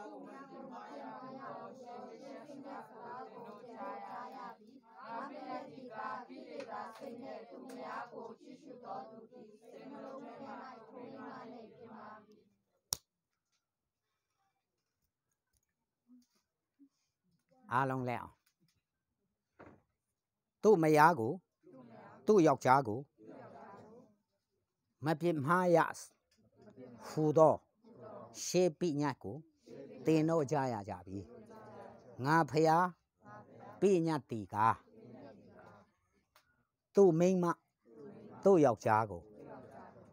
ကိလေသာစိတ်နဲ့ကြည့်ရှုတော်သူမိတီကစိတ်နှလုံးထဲ၌ထိုမိန်းမထိုယောက်ျားနဲ့ပြစ်မှားပြီဘယ်သူပိညတ်ကျွန်တော်တို့ကတော့မပြစ်မှားဘူးလို့တော့တန်းတင်ကဒီမတားမှရောသေးထိုက်တဲ့မုတ်ဆုံးမဘဝ14နှစ်ကလုံးဝတကယ်လည်းမပြစ်မှားလို့မပြောဘူးလားဒါပေမဲ့ဖះကဆိုလိုတာကတော့မင်းတော်နားမလဲလို့တဲ့ငါဆိုလိုတာသူများယောက်ျားသူများမိန်းမနဲ့မပြစ်မှားကြနဲ့လို့ငါပြောတာကတဲ့ဟိုမှာကိုရီးယားမင်းသားကိုချလိုက်တာလို့မင်းကြည့်ယုံနဲ့မင်းရဲ့စိတ်ထဲမှာပြစ်မှားနေပြီတဲ့ဖះဟာမပြောဘူးလားဟာအဲ့ဒါတော့ဘာသာရေးခေါင်းဆောင်တီတောင်မကြည့်ဘူးလားမကြည့်ဘူးလားကြည့်နေတာကဲတော်တန်းတီရေကိုရီးယားမင်းသားမြန်မာမင်းသားတီပဲဖြစ်ရုပ်ရှင်မင်းသားတီကြည့်ရင်လှလိုက်တာလို့မကြည့်ဘူးလားအဲ့ဒါတားကတော့တိကြည့်တာပေါ့ဟုတ်တယ်မလားမကြည့်ဘူးလားကြည့်တာပေါ့နောက်ပြီးတော့မှယောက်ျားမယူခင်လဲဟောလူပြောလေးကမစောဘူးလှလိုက်တာအဲ့ဒါမျိုးတော့လူတန်းကမကြည့်ဘူးလားကြည့်မှာပေါ့ဒါတော့ကတော့ဖះကအဲ့ဒါပြောနေပြီတဲ့ဦးအေးတီကအဲ့ဒါတိလို့ဦးအေးတော့အဲ့ဒါတိလို့ဖြစ်မှာတကယ် तू ကပြစ်မှားလို့မထင်ကြနဲ့ तू လည်းအဲ့ဒီစိတ်နဲ့တော့ဘယ်ကင်းမလဲဟုတ်တယ်မလားဟိုမှာဘာသာရေးခေါင်းဆောင်တီတောင်ဆွမ်းခံရင်းနဲ့ဆွမ်းတင်တဲ့သူတီရောမကြည့်ဘူးလားမကြည့်ဘူးလားဟုတ်တယ်မလားမွတ်စလင်ဘာသာရေးခေါင်းဆောင်ပုဒ္ဒဘာသာရေးခေါင်းဆောင်ခရစ်ယာန်ပုဒ္ဒဘာသာရေးခေါင်းဆောင်ကင်းမလားသူတို့လည်းမျက်စိရှိတယ်သူတို့လည်းနှလုံးသားရှိတယ်ဟောမရှိဘူးလားအားလုံးလည်းအောင်ငါဆိုလိုတာကမင်းတို့သူများမိန်းမသူများယောက်ျားနဲ့မပြစ်မှားနဲ့လို့ငါပြောတဲ့အခါမှာမင်းတို့နားလဲသဘောပေါက်ဖို့ကစိတ်နှလုံးထဲမှာလှလိုက်တာချောလိုက်တာငါယောက်ျားဆိုဘယ်လောက်ကောင်းမလဲစိတ်ကိုရည်နဲ့သူ့ရဲ့ရုပ်ပုံတော့တန်းတင်ကဝယ်ပြီးတော့ပြက်ကတင်မှာရုပ်ရှင်မင်းသားလှလေးပြက်ကတင်ကြည့်ဖို့မဟုတ်ဘူးအဲ့ဒီမင်းသားပုံဝယ်ပြီးတော့အိမ်မှာချိတ်တာနဲ့အခါမှာယူသွားပြီးချိတ်တာနဲ့မင်းဖို့ချောင်းမှာချိတ်တာနဲ့သမင်းချက်ရင်ကြည့်တာနဲ့အိမ်ရင်ကြည့်တာနဲ့တချို့အိမ်သားမှာကိုကသွားကတ်လို့အိမ်သားတက်ရင်နဲ့ကြည့်တာနဲ့လူဒီကမလွတ်ပါလွတ်မလားအဲ့ဒါကြောင့်ဖះပြောတာမိုးနဲ့မြေလိုလူအကျင့်နဲ့ဖះအကျင့်လူအကြံနဲ့ဖះအကြံလူအကျင့်နဲ့ဖះအကျင့်မကွာဘူးလားဖះအသေးစိတ်ပြောနေတာဟာအဲ့ဒါဆိုရင်ဦးအေးတော့မင်းသမီးတီကြည်ဖူးတာဘယ်နှယောက်တောင်ရှိလဲရက်တက်လို့မကုန်ဘူးအများကြီးကွာတယ်လीကြည့်ကိုမကြည့်ဖို့ပြောတာ စဉ်းစားကိုမစဉ်းစားဖို့ပြောတာဟုတ်တယ်မလားအဲ့ဒါကြောင့်ဖယားကတော့မတွေ့ဘူးလားတွေ့တယ်လေဒါကြောင့်ဟိုးဘာသာရေးခေါင်းဆောင်ကြီးတီတောင်မလွတ်ပါဘူးဆိုကြတဲ့ကတော့တော်တန်းတင်ရုပ်ရှင်ညတိုင်းကြည့်တဲ့သူ TV ကြည့်တဲ့လူကတော့ကင်းတယ်လို့ပြောလို့ရမလားရဘူးမှန်တယ်သူပြောတာကတော့လူရှိသူရှိမှာမပြစ်မှားတာအမှန်ပဲဖယားရှိမှာတော့လွတ်မလားမလွတ်ပါစိတ်ရှိတဲ့သူမျက်စိရှိတဲ့သူအဲ့ဒါကြောင့်ဦးအေတော့ကပြောနိုင်ဘူးတဲ့အားလုံးလည်းအကိုတော်ဖယားကြီးတော်တန်းတင်အပါအဝင်သူတော်စင်သူတော်ကောင်းတွေရှိပါတယ်သူကတော့လူအမြင်မှာတကယ်ကင်းတာကိုပြောတာဘာဖြစ်လို့လဲဆိုရင်ငါတို့လူတီထင်တာသူများယောက်ျားမိန်းမနဲ့ဖက်ပြီးလုံးပြီးအိတ်မှာပြစ်မှားတယ်လို့ထင်လို့ကိုတို့တတ်မှတ်တာကစိတ်နှလုံးထဲမှာကိလေသာစိတ်နဲ့ထလိုက်တာချောလိုက်တာကြည်ယုံတဲ့ကိုပြစ်မှားပြီဆိုတော့ဦးအေတော့ကတော့မရေတွက်နိုင်တော့ဘူးလို့ပြောတယ်တော်တန်းတင်လဲနည်းနည်းပါးပါတော့ရှိဖူးမှာပါဟုတ်တယ်လေလူတိုင်းကတော့မရှိဘူးလားလူ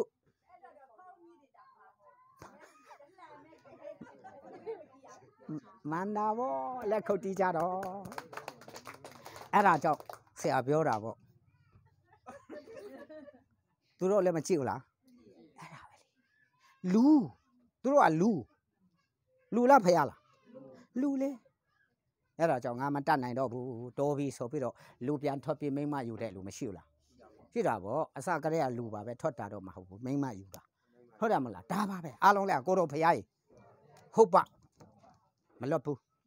ဘာဖြစ်လို့လဲမျက်စိရှိတဲ့ရွေ့အမြင်မှာပဲစိတ်ရှိတဲ့ရွေ့မစင်စားဘူးလားစဉ်းစားတာဒါကြောင့်ကျွန်တော်တို့ကြင်ကြံအားထုတ်တာကတပဲပဲရှိတာတပိတ်တာကဟိုမှာမဖြစ်နေဘူးလားဖြစ်နေတာဒါကြောင့်ကျွန်တော်တို့လူဒီအားလုံးဟာ6ဘာသာ10တန်းမှာကုံထူးထွက်ပြီးတော့တဘာသာမှာ39မှတ်ရလို့ကြာသွားတယ်တဲ့တဘာသာမှာဘယ်လောက်ရလို့နှမျောဆရာမကောင်းဘူးလား9ဘာသာကုံထူးထွက်ပြီး6ဘာသာဖြည့်တဲ့အခါမှာတဘာသာ39မှတ်တမှတ်လေးငါတို့စစ်ရင်တော့တမှတ်လေးပေးလိုက်ဖို့မကောင်းဘူးလားဒါမဲ့အမှတ်ပေးစီးမြင်အတိုင်ကမလားဖယားကဒါထက်တိကြတယ်အားလုံးလက်အောင်အားလုံးလိုက်နိုင်လေကိုဟာကိုမှအပြစ်မကင်းတာကိုဟာကိုသာလိုက်နိုင်တယ်လို့ထင်တာဖယားအပြစ်ကင်းမကင်းမစစ်မှာအဲ့ဒီအပြစ်မကင်းတာတော့သေချာတယ်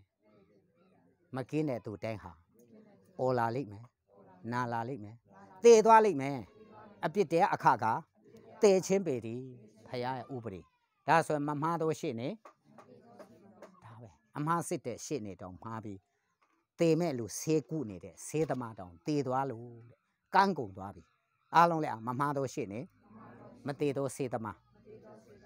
အမှားစစ်ဆေးတဲ့ရှေ့နေများသူတို့လည်းမှားတယ်သေမဲ့လူဒီဆေးကုနေတဲ့ဆေးသမားဒီသူတို့လည်းသေတယ်အပြစ်တရားအခသေချင်းဖြစ်တော့ကြောင့်ဘယ်လူသားမှသေတဲ့လူတိုင်း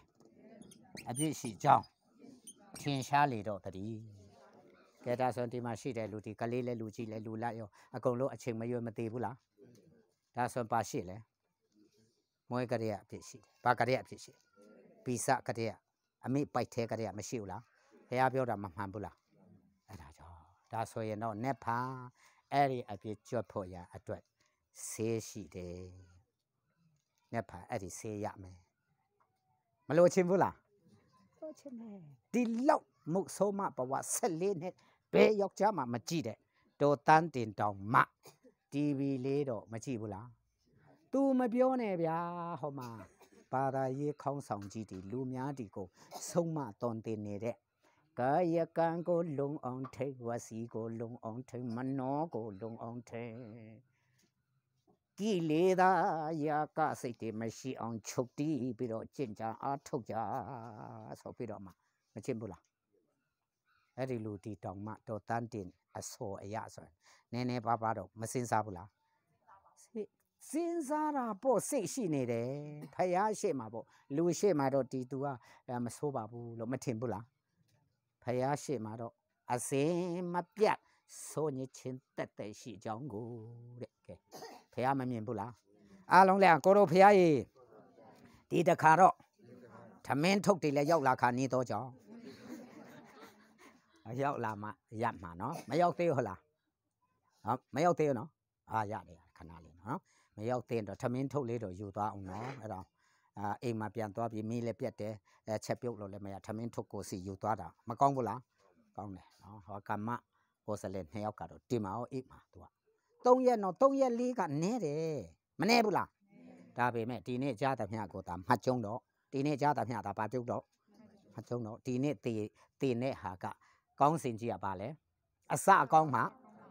နှောင်းတေချလို့အစမကောင်းပဲနဲ့အစမသိပဲနဲ့ရှောက်မလို့နဲ့လိကစာရှင်အားလုံးရဲ့လိကစာရှင်ဖရားပဲရှိသမျှအားလုံးကဖရားက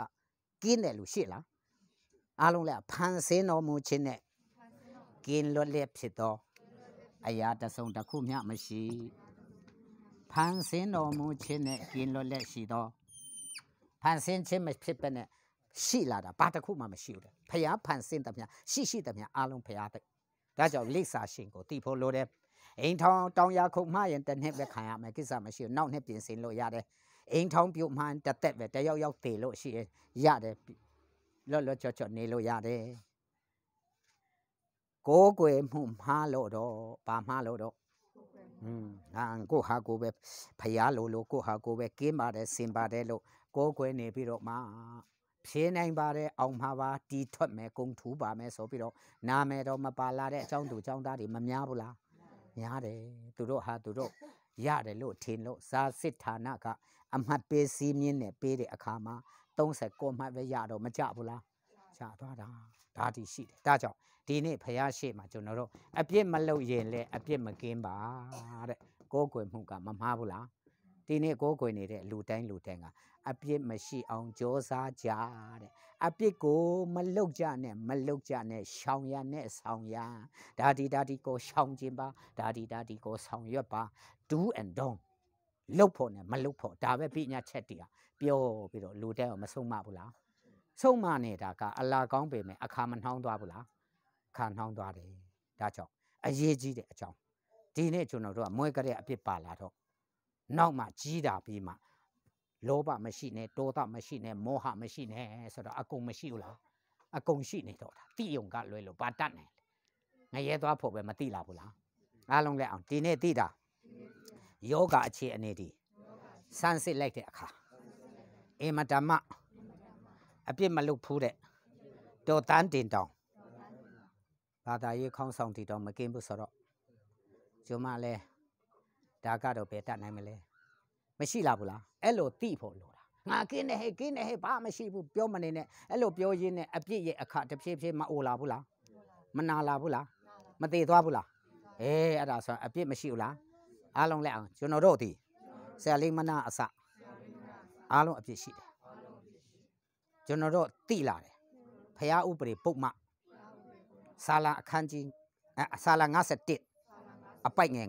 9အကျွန်ုပ်ဒီမွေးစကပဲအပြစ်ပါလဲရှိအမိဝန်ထဲမှာပရိသေယူစင်ပြီးအပြစ်ဆွဲပါမွေးကတဲ့ကတောသားထွက်ပြေးမွေးလာတာကြီးလာမှတောသားမထွက်နဲ့လို့မပြောနဲ့တော့နောက်ကျနေပြီ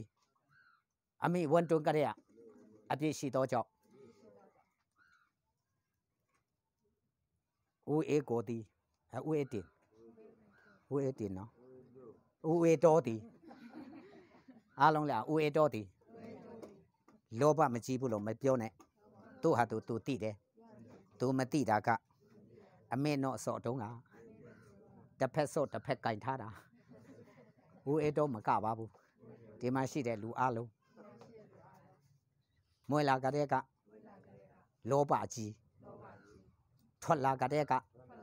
ဒေါသထွက်ကြီးလာမှတော့အသက်ကြီးလေအပြစ်ကြီးလေလူဒီအားလုံးအပြစ်မကင်းသောကြောင့်ဖရာတရားကဆုံးမနေဘာသာတရားကတွန်တင်ပေမဲ့အလားကောင်းပေမဲ့အခါနှောင်းသွားပြီ မွေးကလေးကပါလာတဲ့အပြစ်ကိုအပြစ်မရှိအောင်ကြိုးစားကြဟာမွေးကလေးကရှိပါတယ်ဆိုမှမရှိအောင်ကြိုးစားမရတော့ဝတ်နှုတ်ဆေးကျွေးပြီးတော့မှအိမ်သားမတက်ရဆိုတော့ဒုက္ခမရောက်ဘူးလားဒုက္ခရောက်မယ်အားလုံးလည်းအောင်ကိုတော်ဖရာကြီးကျွတ်အောင်ဘယ်လိုလုပ်ရမလဲဇတိကလည်းကိုဟာကိုမချွတ်အပြစ်သားကလည်းကိုဟာကိုမလွတ်ဘယ်လိုလုပ်ပြီးတော့မှကျွတ်ရမလဲဟိသိချင်းသလားအဲ့ဒါသိချင်းရေနက်ဖန်ကိုလုံးဝငါလုံးဝလာမယ်အရေးကြီးတယ်ဒါကတော့ဟိုမှာတိမ့်တထောင်သွားယူလို့အလကားပဲတိမ့်တထောင်နဲ့အဖြစ်ကျွတ်မလားကျွတ်မလားမကျွတ်ရင်ပယ်သွားမယ်ကွက်တိဘယ်သူပြောတာအဲ့ဒါကြောင့်ငရဲမသွားပဲနဲ့ငွေတကြက်တောင်မရပဲနဲ့နက်ဖန်ဒီမှာလာချင်းသလားတိမ့်တထောင်သွားရပြီးတော့မှတကြက်တောင်မတုံးသေးပဲနဲ့ငရဲသွားချင်းသလားဆိုဘယ်ဟာရွေးမလဲအားလုံးလည်းတိမ့်တထောင်သွားယူပြီးအဲ့ဒီတိမ့်တထောင်ထားခဲ့ပြီးငရဲသွားဖို့ရွေးမလားတကြက်မှမရရင်လေဒီမှာလာပြီးငရဲကနေလွတ်ဖို့သမင်းထုတ်ပါစားပြီးအိမ်မှာပါယူသွားပြီးငရဲပါလွတ်ရင်ဘယ်လောက်ကောင်းမလဲအဝဲဆုံးကမ္မကိုစလဲ2ယောက်တောင်းညအိတ်ကိုလာတာအားလုံးအတူယူကြတော့ကဲနဲ့ဖန်လာကိုလာမယ်ဆိုတဲ့လူလက်ထောင်ဒါပဲလေတော့တန်းတစ်ထောင်တို့ဟာနဲ့ဖန်ဟာနဲ့ဖန်မလားဘယ်သူနဲ့ချင်းနေဟာလာမှာဗောနဲ့ဖန်ပါရှိတယ်မအားဘူးလားပါလို့ဟာဘာမှမလုပ်လို့မအားဘူးတဲ့ဟာအဲ့ဒါတော့မဖြစ်နိုင်ဘူးလာဖို့နော်အရေးကြီးတယ်နော်အခုကလာခဲ့ရမယ်နော်ညဖာမလာပဲနဲ့တိမ့်တထောင်ပေးမယ်ဆိုရင်တောင်းမနေရဘူးဒါမဲ့တိမ့်တထောင်ပေးမယ်လို့မရှိဘူးထင်တယ်ရှိရလားမရှိဘူးနော်တိမ့်တထောင်ရမယ်သူတောင်းမှဦးအေတိုးတော့ဆိုရင်တထောင်တော့မဟုတ်ပေမဲ့နည်းနည်းပါးပါကမ္မမှာအလုပ်လို့မရဘူးလားရမှာဒါတောင်ထားခဲ့တာလေတော့တန်းတင်ကဘယ်နားမှာနေတာလဲအိမ်နေလားအိမ်ဝဲလားအိမ်ဝဲအော်မတော်နဲ့လာဒီနေ့လာလို့ခက်သလားဘာနဲ့လာလဲလာရမှာပေါ့ဒီလူတီတုံလာတော့တော်တန်းတင်ဒီလောက်သစ္စာရှိတယ်လို့မလာလို့ဘယ်ရမလဲလာခဲ့မယ်နော်လာမလားလာခဲ့နော်အေးလေဟုတ်ပြီလာမနော်လက်ခုပ်တီးပေးကြအဲ့ဒါအရေးအကြီးဆုံးကတချို့ကဟိုအဝဲကဖုံလာလို့တဲ့ဟိုမှာသားလာလို့ဟိုမှာဘာသူကဘာဖြစ်လို့မရှိဘူးလားကဲဝဲတော့ကျွန်တော်မဲမယ်ဟိုမှာဟိုညမှာတဲ့မိန်းမကမင်းပြန်မလာလို့တော့မင်းနဲ့ငါကွဲပြီးသားမှာဆိုရင်ပြန်သွားမလားဟာလက်ခုပ်တီးရတယ်ဘူးဆိုဖေယုံမသိဘူးဒီကိုလာတာသိရသားနဲ့ဘာလို့ကိုယ်ချင်တာနေထိုင်နေဟုတ်တယ်မလားဒါသူကလည်းတကယ်ပြောတာမဟုတ်ဘူးစာတမဏကမတွဲဆောင်ဘူးလားတွဲဆောင်ပြန်လာစေချင်တယ်သူဇာမေပွဲအောင်ဖို့ဖြစ်နေတယ်မင်းယောက်ျားခေါ်စားအေးတော့ရှိတာဗောဒီမှာတင်တန်းလာတတ်နေတာအရေးကြီးနေပြီအရေးကြီးတာဒီဘာမလုပ်နဲ့မင်းအဲ့ဒါဒီငါနားမလဲဘူးမင်းပြန်မလာလို့တော့မင်းနဲ့ငါကွဲပြီးသားမန်းဆိုတာဘာဖြစ်မလဲစိုးကြွမကွဲဘူးမှတ်နေတာဟုတ်တယ်မလားတိတိတာကဲဒါကြောင့်ဒီလိုစိတ်တက်ခိုင်းမှာပေါ့နက်ဖာအရေးကြီးပြီနော်နက်ဖာအောင်စရင်အောင်လက်မှယူရမှာနက်ဖာပါရမယ်အေးအဲ့ဒါနက်ဖာမလာပဲမနေနဲ့အဖေသေးရင်တောင်မှလာဖို့ဘယ်သူသေးရင်တောင်မှကျမ်းစာမှာရှိတာရှင်လုကာကိုအငယ်60ကိုဖတ်ကြည့်ဖျားဥပဒေပုဒ်မရှင်လုကာကို60မှာအဲ့လိုဖြစ်တတ်လို့အခုမဲတာအဲ့ဒါကြောင့်ဝန်တာပါတယ်ကျေးဇူးတင်ပါတယ်ဆရာလင်းထန်းအောင်ကနေပြီးတော့မှတော်တန်းတင်လာဖို့ခက်ရင်လေတေချာအတူလာကြပါလို့တော်တန်းတင်နော်ကျေးဇူးတင်ပါတယ်တော်တန်းတင်လေဒီနေ့လာပြီဆိုတော့မလန်ကောင်းမလားဆိုမှစဉ်းစားတတ်တယ်လေလူကဒါမဲ့လာဖို့ပြန်ပြီးတော့လူအားလုံးရှေ့မှာဖယားရှေ့မှာငါဘူးဆိုဖယုံမသိဘူးလာမယ်လို့ပြန်မပြောဘူးလား ပြောတယ်လက်ခုပ်တီးကြအဲ့ဒါကြောင့်နော်အဲ့ဒါမျိုးဟုတ်ပြီကဲရှင်လူကကိုအပိုက်ငယ်60မှာအရေးကြီးတယ်လို့ထင်ပါတယ်ဒီဘုကိုကလည်းဒီဘုကိုကပါလဲဖယားကိုတို့မြဒေသစာရီဆက်လေတဲ့အချိန်မှာလူတယောက်တွေ့တယ်လူဘယ်နဲ့တွေ့တယ်ငါနောက်လက်စမ်းပါလို့မခိုးဘူးလားအေးအဲ့လိုခိုးလို့ဘာပြောလဲဆိုအဖေသေးနေလို့တဲ့အပသေးနေလို့တဲ့ဘယ်သူသေးနေလို့သွားတီချိုအောင်မယ်နော်လို့မငင်းဘူးနော်ဟုတ်ပြီလက်မယ်ကိုတို့ခိုးလို့တော့လက်မှာပေါ့ဒါပေမဲ့ဘာရှိလဲအပသေးနေလို့သွားတီချိုအောင်မယ်လို့ခွန်တောင်းတဲ့အခါမှာနော်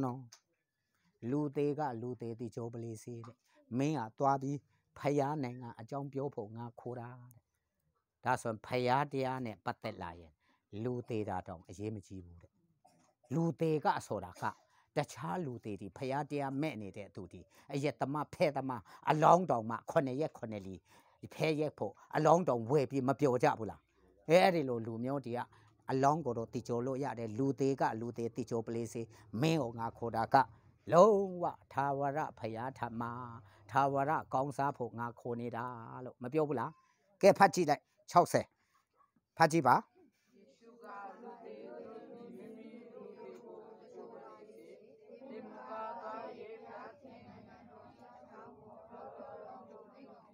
ကဲ59ကနေဖတ်ကြည့်59ကနေစဖတ်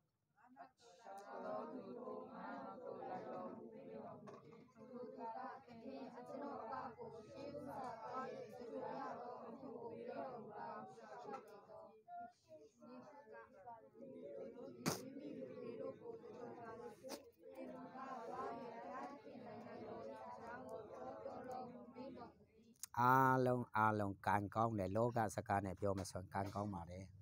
ကံမကောင်းဘူးလားလူတိုင်းဒီအပြစ်ကြွတ်ဖို့နေလန်းဒီမသိကြဘူးသာသမီတီတောင်ထားခဲ့ပြီးမိန်းမတီတောင်ထားခဲ့ပြီးလောကုတ်တရားကိုဝင်ပြီးတော့မှတရားကျင့်ကြံအားထုတ်ပြီးတောထွက်ပြီးမရှာဘူးလားကောင်းရာရောက်ချင်လွတ်လို့လောကီရေးရဒီထားခဲ့ပြီးတော့မှနော်မရှာကြဘူးလားအဲ့ဒါနဲ့ဖန်တီမှာလာဖို့ကတော့လောကီရေးရလဲဆွတ်လွှတ်เสียတော့မလိုပါဘူးနားထောင်ပြီးတော့မှကျွန်တော်တို့ဖယားရဲ့ကျေးဇူးတော်များကိုခံစားဖို့မလိုလားဘူးလားလိုလာတယ်အဲ့ဒါကြောင့်ဒီနေ့အပြစ်မကြွတဲ့ဘဝကဘယ်လူသားမှငရဲကနေမလွတ်နိုင်လို့နဲ့ဖန်ဆိုအပြစ်ကြွတဲ့လက်မှတ်တွေနီလန်းတီတည်ရမှာဖြစ်တယ်အဲ့ဒါကြောင့်ယေရှုဖယားကခေါ်လိုက်တဲ့အခါမှာလူတယောက်ကအပတိချိုအောင်မယ်သွားတိချိုပြီးတော့လိုက်လာခဲ့မယ်ဆိုတော့မဟုတ်ဘူးတဲ့လူသေးတရားလူသေးတီချိုပလေးစေတေမုံကတွား၍ဘုရားသခင်နိုင်ငံတော်အကြောင်းကိုဟောပြောလို့ဆိုတော့အိမ်ကလူသေးရင်တောင်မှအခုဦးအေတော်ဆိုရင်ရှင်ကွဲဖို့မိမဖုန်းဆက်တာတော့မသွားဘူးတဲ့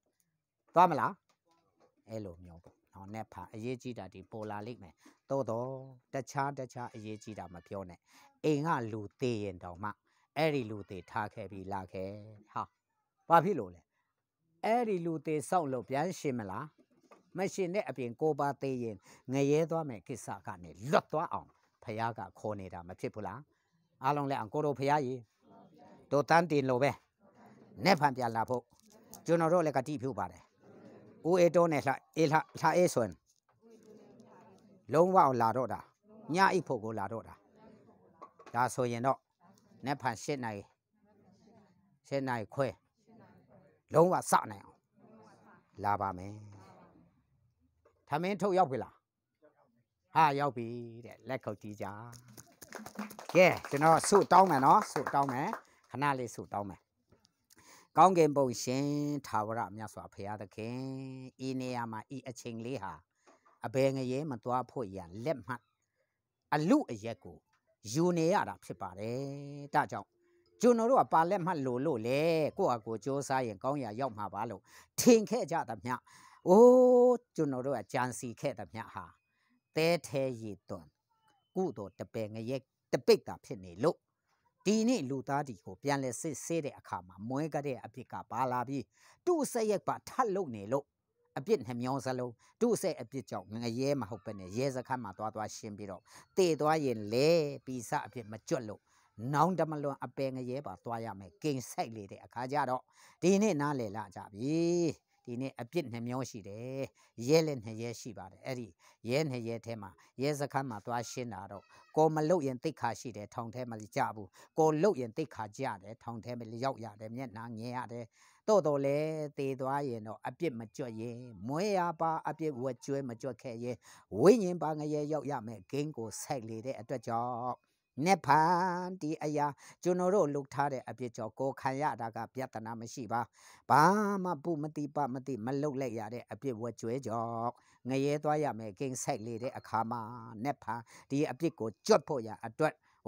ဒီမှာဆရာလိန်တိုင်းကထမင်းပါကျွဲပြီးတော့လုံးဝဒီတရားကိုနာပြီးတော့မှအကျွတ်တရားလမ်းကိုနားလေတပိုးပေါ်ပြီးရုပ်နဲ့နံခွဲလာတဲ့အချိန်မှာရုပ်ကြီးကတော့ဘယ်သူမဆိုလုံးဝတင်းကြိုင်းမှာသွားပေမယ်နံဝိ